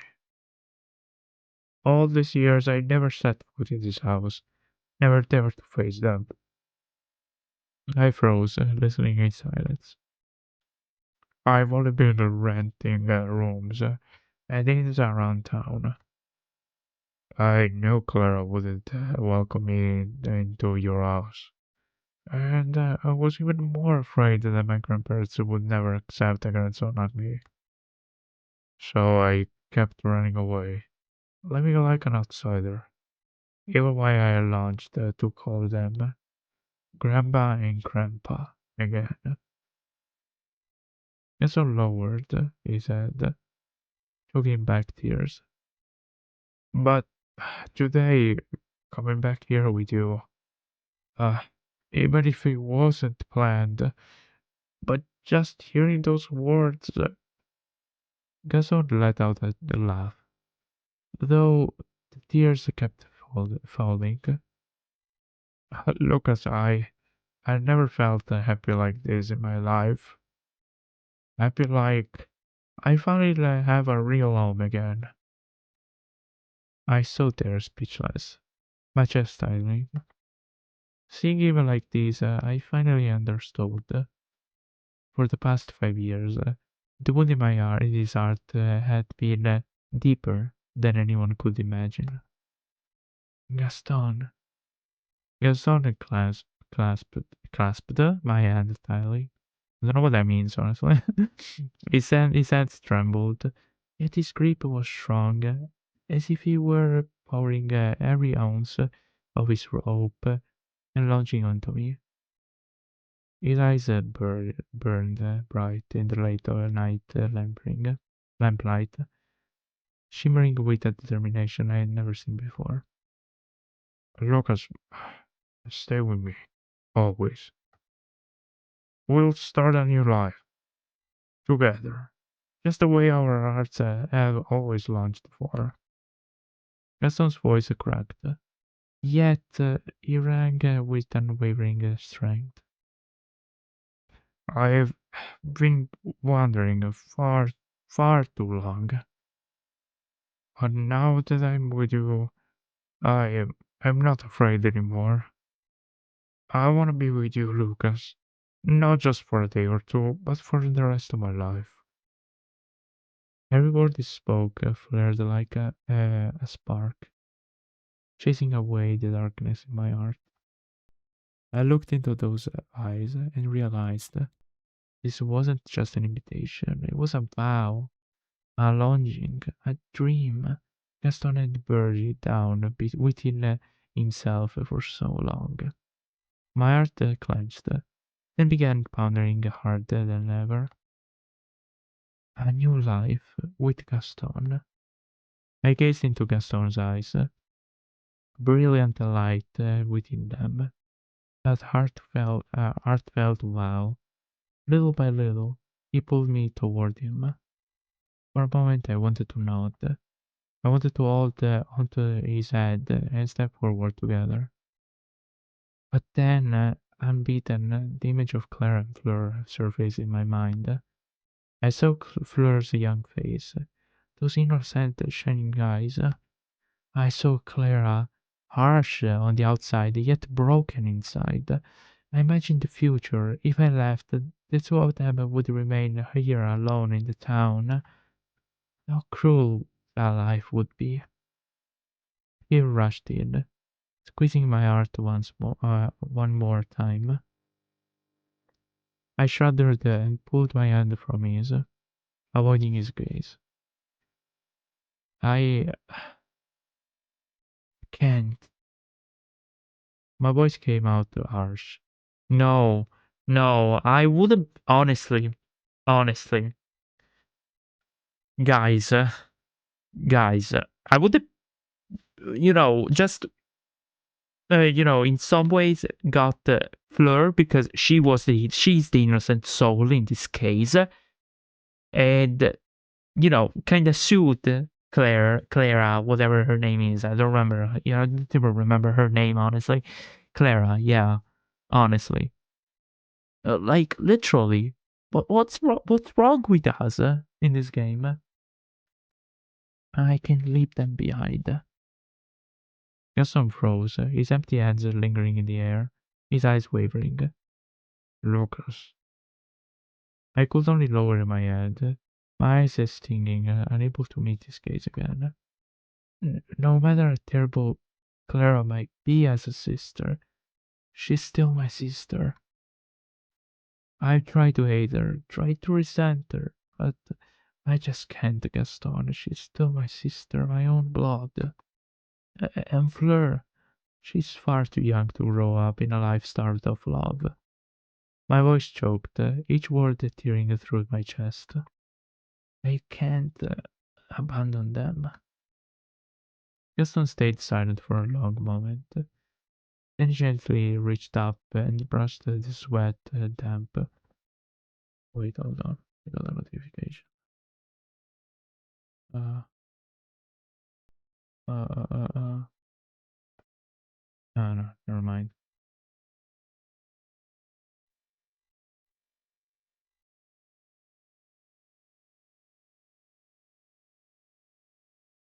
Never mind. Okay. Gaston stayed silent for for a long moment. Then he gently reached up and brushed his wet, damp hair from my forehead. The tenderness of the gesture made my heart tremble.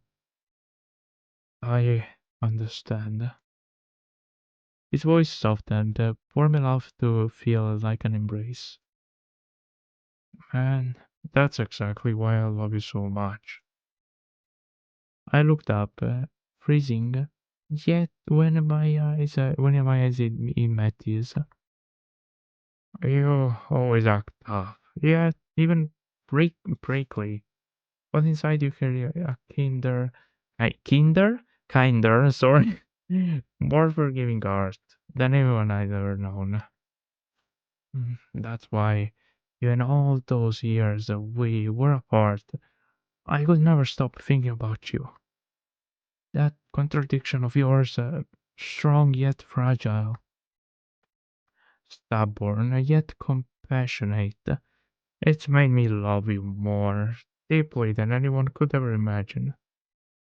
Every word he spoke twisted into my chest like a blade, painful yet strangely sweet. Gaston. Gaston squeezed my hand gently, yet his eyes glowing in the dim darkness. I'll wait. I'll wait for you for the next 3 days. And I promise, I respect whatever your decision to make. My heart throbbed painfully. A gaze, that promise, so sincere that I was afraid. Breathing? Yeah, too hard. Might shatter the moment. If you choose to come with me, Gaston broke into a radiant smile, as if I could sweep away the thick night around us. That would be the happiest day of my life. I was stunned, half embarrassed, half wanted to laugh at how casually he said that. And if you can't, Gaston shrugged, his smile still bright as though regret never touched him. I'll accept it all the same. I'll come back to this town at least once every week, just to see you. And when everything settles down, I'll come back here and live with you forever. So I can love you even more and more. Gaston. Oh my god. Literally. Though it might take a while. Probably a few years before I get everything sorted. I've only been away a little more than a month, and my whole team is already losing their mind. Words couldn't carry over everything I felt. I lifted my face and kissed the Gaston. The kiss was clumsy yet fierce, like a confession that refused to hide anymore. Gaston pulled me close, kissing me back with all the longing he had carried for years. In that moment, what I could do was close my eyes and let myself drift into warm arms. Now, whole night, Gaston lay beside me, holding me as we slept. Every now and then, he would whisper softly behind my shoulder. He kept repeating the same word, yet every time I heard them, my heart still fluttered. I love you. Uh, December 4th, 1963. Gaston helped me home, each step heavy as my wound still throbbed. Inside, I hesitated, unsure how I was supposed to face Fleur and Clara. The moment that the door opened, the sound of tiny feet came rushing over. Fleur dashed out like a little sparrow, about to shut in excitement. But the moment she saw the white bandage wrapped around my knee, her eyes widened in shock. "Oh, Uncle Lucas!" Her voice cracked, the joy gone, replaced with trembling worry. Fleur clung tightly to my arm, sorry, her eyes brimming with tears. Has he hurt a lot? What happened to your leg? I crouched out, down, and forced a smile, gently patting her head to reassure her, though my hand trembled.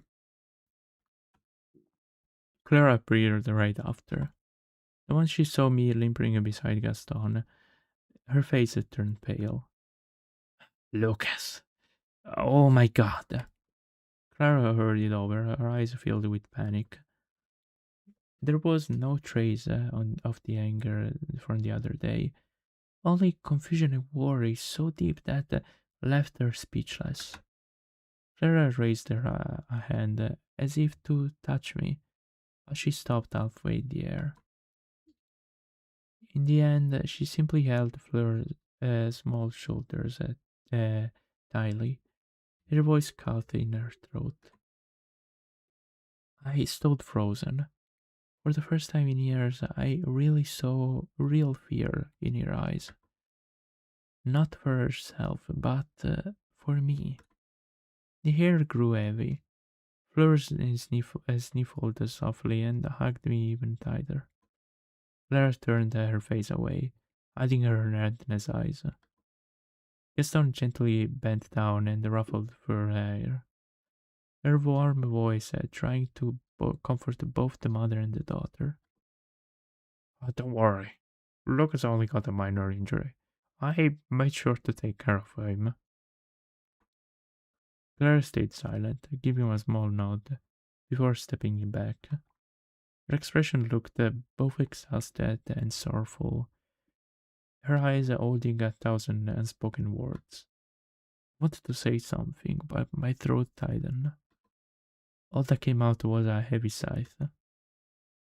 Lucas just took a fall. The one has already been treated. I'd love to keep looking after him, but I still have to pack my things and get going. Uncle, where are you going? It's just some work that I have to take care of. Hmm. Gaston gave a small bow before heading toward the door. Take care, Clara. Goodbye, little princess. And see you again, Lucas. The door closed behind him, leaving three tangled emotions lingering in the small house. Oh my god, literally. Time slowly passed, and the atmosphere gradually softened. Fleur clung to me all day, making me read stories, doodles, silly drawings, and stubbornly insisting I can teach her how to bake using toy clay. Her bright laughter echoed through the room, chasing away the heaviness from the morning. What surprised me the most, though, was Clara. For the first time in a long while, she stepped into the kitchen herself. The smell of braised meat, hot soup, and stir-fried vegetables filled the house, carrying with it a strangely peaceful warmth. While setting the table, Clara didn't say much. She quietly served the rice and placed the food onto Fleur's plate, occasionally glancing at me before quickly looking away. It wasn't a grand meal, but for me it was like the first time in years that the family had truly sat down together. Fleur burst into laughing as she ate and proudly declared, Mom's cooking is almost as good as Uncle Lucas now. Clara and I both froze at the moment, then looked at each other and quietly laughed. After dinner, Fleur grew sleepy from a long day of playing. She curled up beneath the blanket, and breathing softly, her innocent cheeks flushed pink. I sat there quietly watching her, a rare sense of peace rising in my chest. When I returned home and my room, I found Clara waiting outside the door. Her expression was serious, but no longer as heavy as before. Lucas, uh, we need to talk. I simply nodded. You know, it's been a long time since I last cooked a proper meal myself. Clara let out a faint laugh, though there was bitterness in it. Seeing her that happy today made me realize how much I've missed. I stayed silent, listening to every word. In the darkness, her voice sounded fragile. Lucas, I've been wrong about so many things. I kept blaming you, thinking you were the one holding me back. But the truth is, I was the one running away. Clara looked up at me, her eyes glistening. You've carried far more than you ever should have. Raising Fleur, taking care of every meal, every night she slept. You've done it all in my place. My chest tightened, but I stayed silent. Clara lowered her head, her hands clasped together. I was jealous of you. Jealous that you could give Fleur that kind of love that I never had patience to give. And I was jealous because you had the courage to live honestly with your heart, while I didn't. A gentle breeze passed through the porch, making Clara dressed flutter slightly. I clenched my fist as emotions surged inside me. After all these years, that was the first time I'd heard such honesty from her. Clara, Lucas, I don't know what you'll choose tomorrow. Whether you leave or stay, follow Gaston or remain here, this time I won't stand in your way. Her voice trembled, yet every word came out clearly. You deserve to live your own life. I only hope that whatever you choose, you'll remember that Fleur and I will always be your family. A heavy silence fell over the porch. I looked at Clara, the woman that once seemed so unbreakable, now trembling under the dim yellow light. I answered slowly, my voice thickened with emotions. Clara, I never wanted to abandon you or Fleur, but I'm tired too. I just want to have that chance to live my own life. Clara closed her eyes and nodded softly. I know. And whatever you chose this time, I won't resent you for it. Clara quickly wiped away her tears and forced a smile. And honestly, you shouldn't have had to miss out on Universal like that. The night fell quiet, filled out with the chirping of crickets and the yellow lamp casting over our overlapping shadows across the porch. Can I have a hug? Oh. Without another word, Clara rushed forward and wrapped me in a tight embrace. In that moment, I felt something inside me finally break. Not quite forgiveness yet, but it was the first step forward toward healing.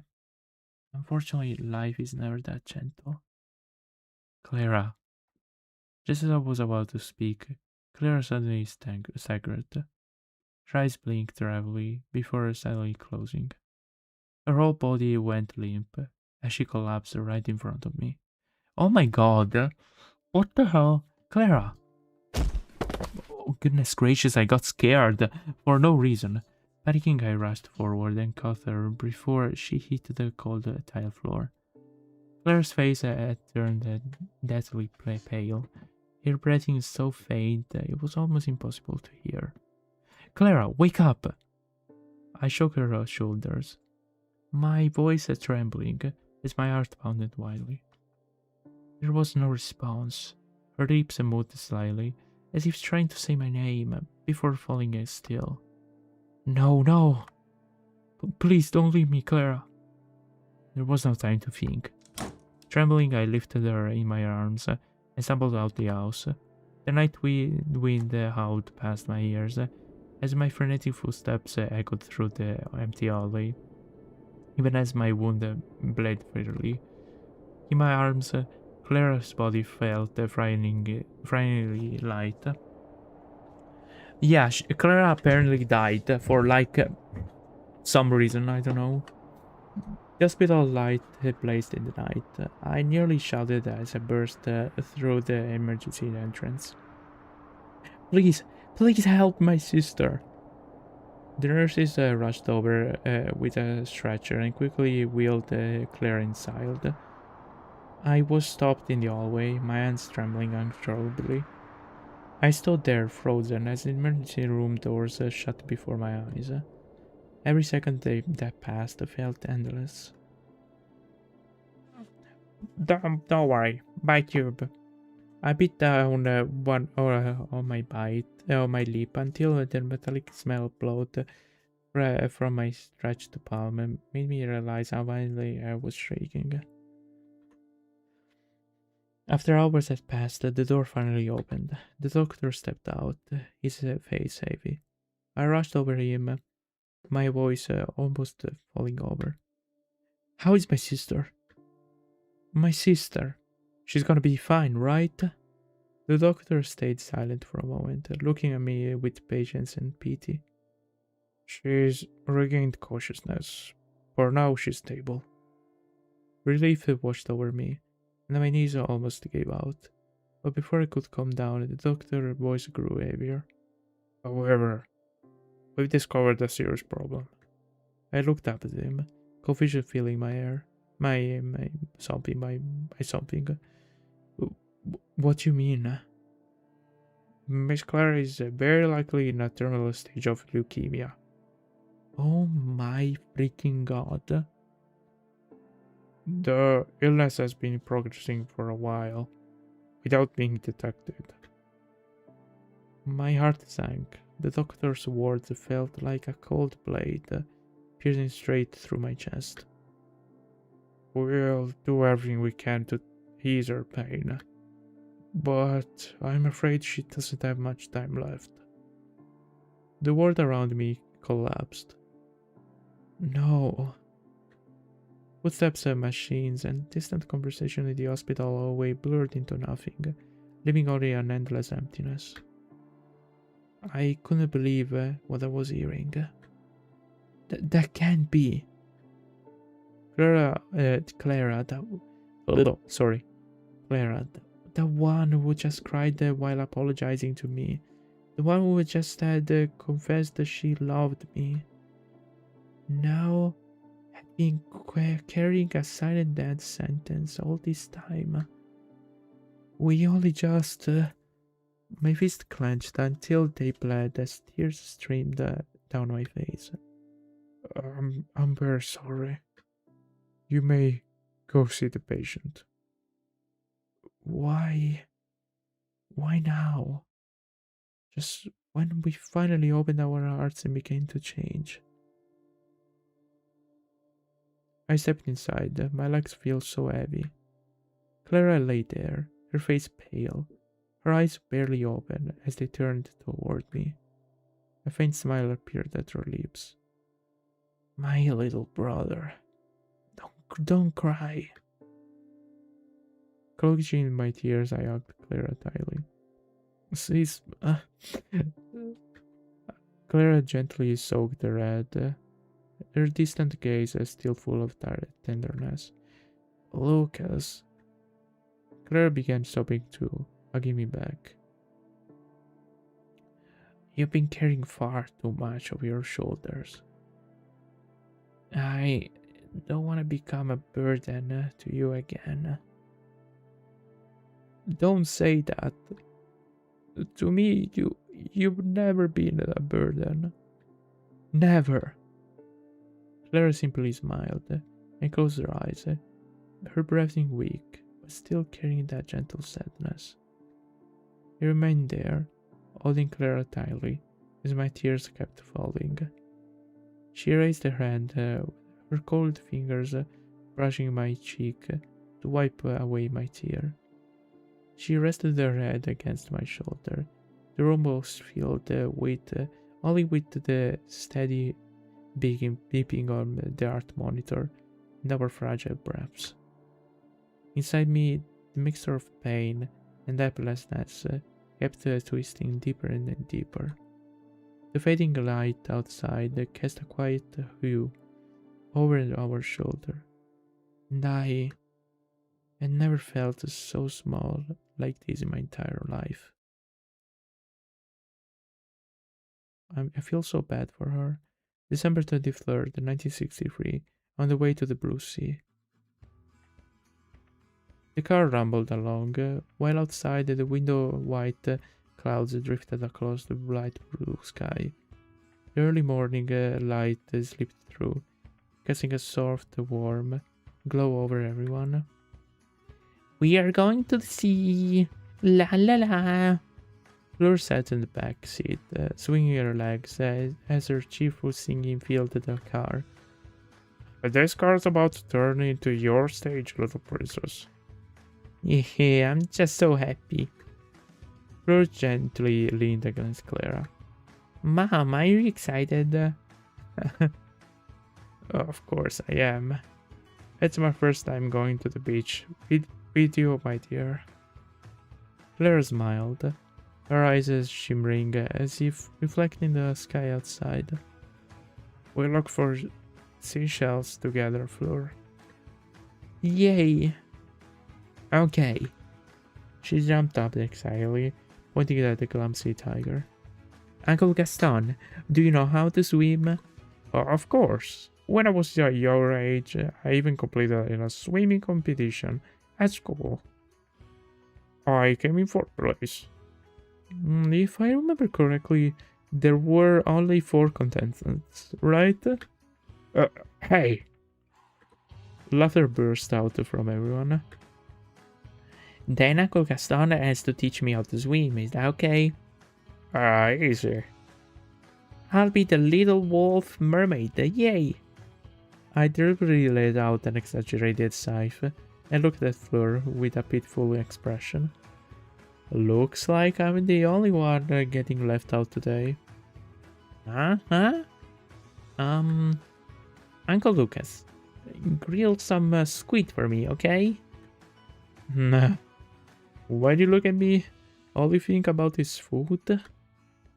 Well, because Lucas is the best cook. I tried to cover my reaction with my hand, pretending to stay calm. Well, can't help it then. Guess I'll just have to show off my cooking skills today. The gentle sound of waves and the scent of salt and sea breeze filled my air. A light sparkled across the water like thousands of tiny mirrors. Fleur ran happily across the sand, her white dress fluttering with every step. Mom, I found a seashell. It's super big. Really? Bring it here. Let me see.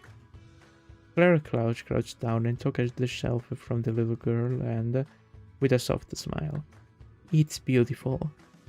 Let's collect all of them and make bracelets, alright? Okay. Mom has to wear one, Uncle Lucas and Uncle Gaston too. Then I want one with a starfish on it. I don't want one shaped like grilled squid. Huh? Then we'd have to use your belly to make it big enough. Laughter rang out across the beach. Gaston crossed his arms, pretending to look serious. Hey now, little princess, this is warning. This a hungry tiger is playing with fire. I'm a wolf mermaid. Why water as to fear fire? Gaston raised his hands and laughed and lunged forward with a silly gesture. Oh, nah. Fleur squealed and dashed away, her bright laughter blending with the sound of the waves. Hey, don't let Fleur fall in the water. Aye, Captain. I'm keeping an eye on our wolf mermaid. Claire watched this scene and burst out laughing, shaking her head. Honestly, I can't even tell who's the real child here. Right, Lucas? I quickly stood up and ran over them. The Sea Wolf Guardian has arrived. Looks like the little tiger will be the wolf's first prey. I crouched down and splashed a handful of water at Gaston. Hey! Team up! Sea Wolf Guardian. Fleur dipped into the shallow water, popped up, back up, and splashed Gaston too while giggling. Ah! You guys are bullying me! Gaston pretended to dodge before splashing water back in retaliation. In an instant, a full-blown splash battle about to begin. Ah! Water flew everywhere as Gaston ran around laughing like a kid. Oh dear, you guys will never grow up. But when Clara couldn't hold back her laughter as she flickered a bit of water at me. Make way! My God, my eyes are burning, literally. Make way for the Sea Wolf Guardian's grandma here. No, hey, not you two. Okay, finally.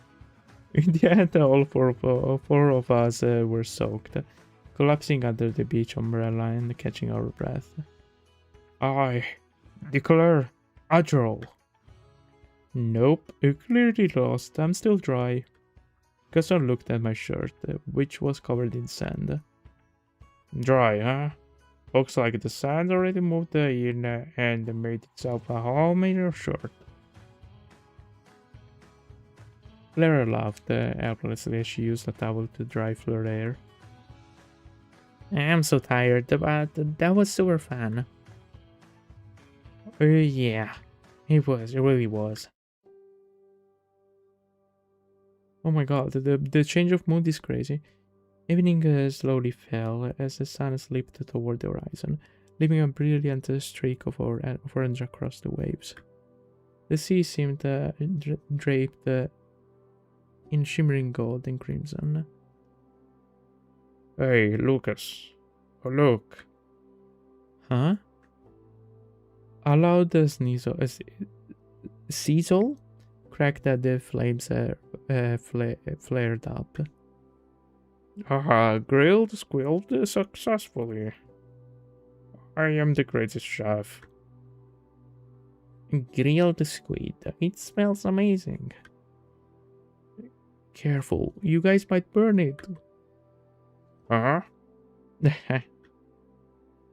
I'm hungry, Uncle Lucas. Easy there, Wolf Mermaid. It tastes the best when it's grilled nice and crispy. Haha, I bet Lucas burned the squid. But, mind if I try some?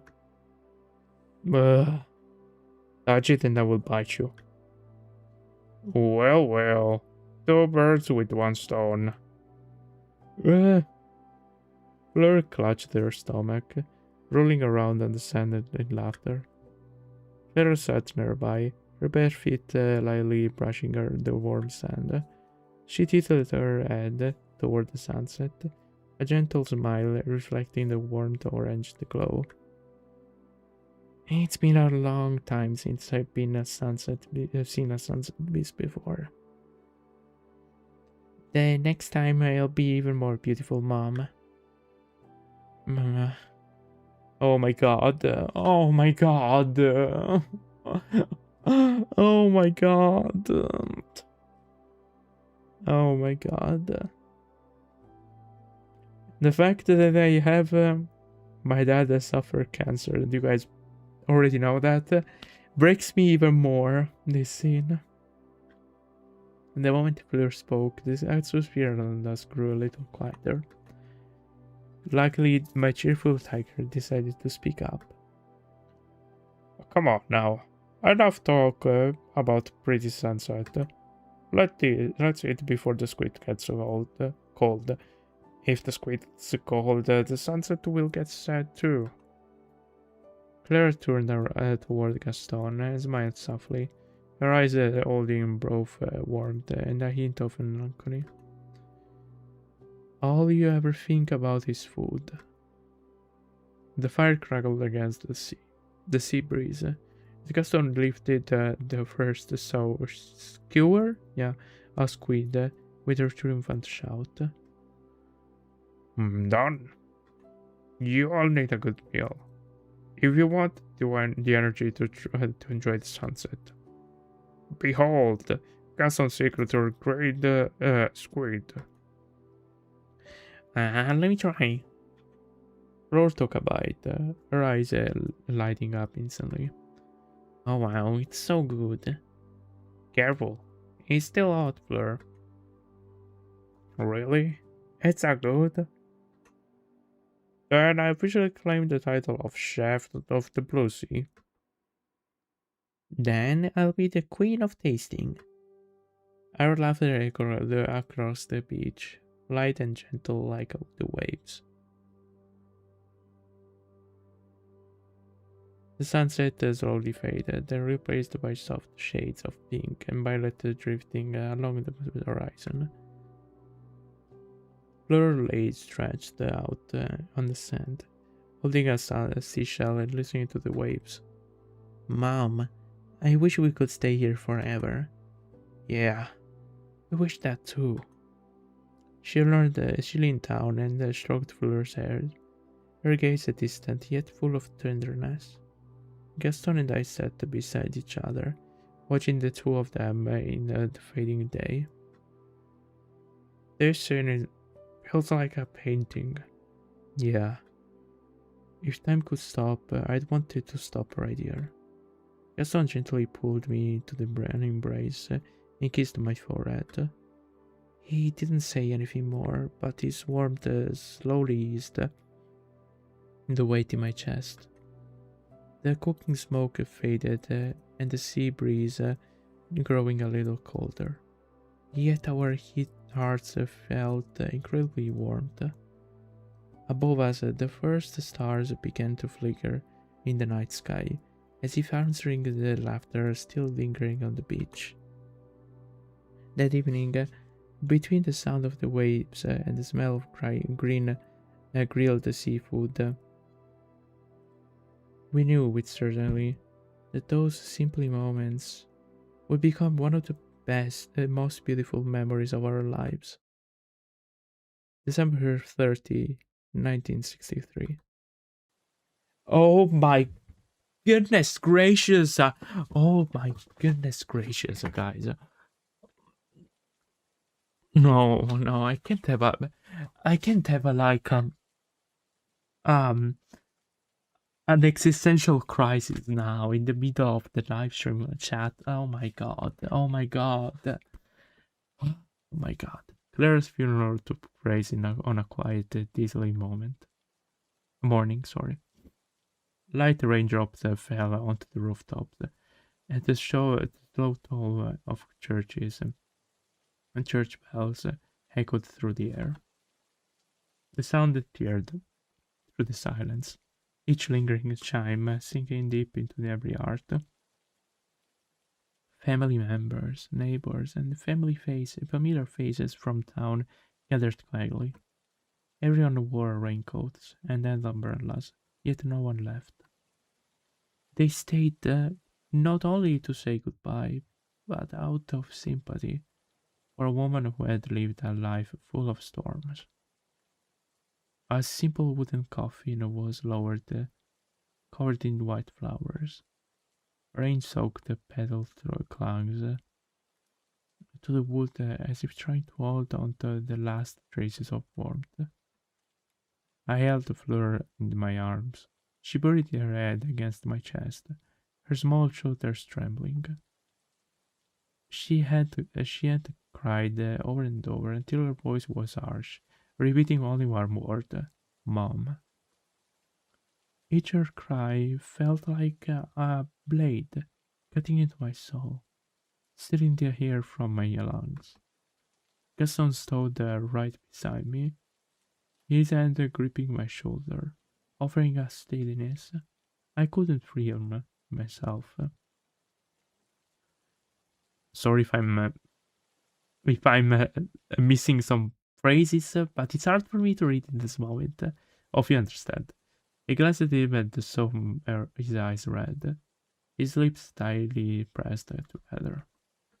My gaze drifted to the white flower resting atop of the coffin. The entire world seemed to shrink that moment. A part of my childhood, a part of my family, a part of my memories was living forever. The rain kept falling, blurring my tears. But I knew, deep down in my heart, this broken part of me would never be whole again. January 12th, 1964. It was late afternoon, the sky slowly turning red with dusk. I held Fleur's hand tightly as we waited by the roadside. In the distance, the sound of an engine echoed. A familiar car approached and came to a stop in front of us. Gaston stepped out, a bright smile spreading across his face. He opened the truck and quickly arranged the luggage, then bent down to lift Fleur up, spinning her playfully in the air. Uncle Gaston, where are we going? To my place. She turned to look at me, her eyes sparkling. Uncle Lucas, are you going to live with Uncle Gaston? I nodded, giving her hand a gentle squeeze with a faint smile. Yeah, from today on, we'll be living with Uncle Gaston. Fleur squealed with delight and wrapped her arms tightly around Gaston's neck. Gaston laughed heartily, settling her neatly into the back seat before turning back to me. I stood there quietly for a moment, glancing back to my familiar town. The road teetered to rooftops, the cobblestone streets, the little bakery, all of it etched deeply into the memory. So many years, so many memories, both painful and joyful, now gathered into one final glance. Gaston stepped closer, his eyes as soft as he looked at me. Without saying a word, he leaned down and placed a gentle yet resolute kiss on my lips. Come on, Lucas. We still come back here from time to time. We'll visit my grandparents and Clara, too. Hmm. Gaston took my hand and led me toward the car. The door shut as the engine rumbled. The car slowly rolled forward, leaving the small town behind. We, whose hearts have experienced a painful loss, together, we would keep moving forward into a new journey ahead of our life. That's it? The end. Oh my god. So this is the creator. Thank you for playing. They cried during while writing this. Well, I understand. No, but honestly, it was really something. Oh, I did change the title. Cute. The title screen. Honestly, it was really cute. I won't be lying. I'll give my thoughts later. Hold on. Honestly, I won't be lying, okay, because I don't like to be all chat. I cried. Even though I tried my best to hold my voice to stay, firm. Um, one night that they reminded me of stuff. I really enjoyed the story. Okay. It was really complex. I enjoyed it. Complex in a good way, though. The characters were well written and everything.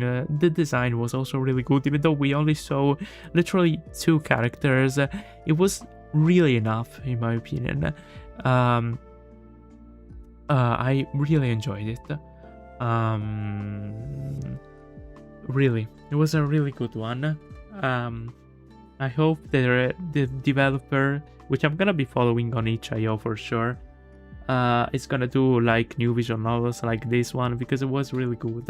I enjoyed it a lot, and yeah, it reminded me of a lot of stuff that I thought that was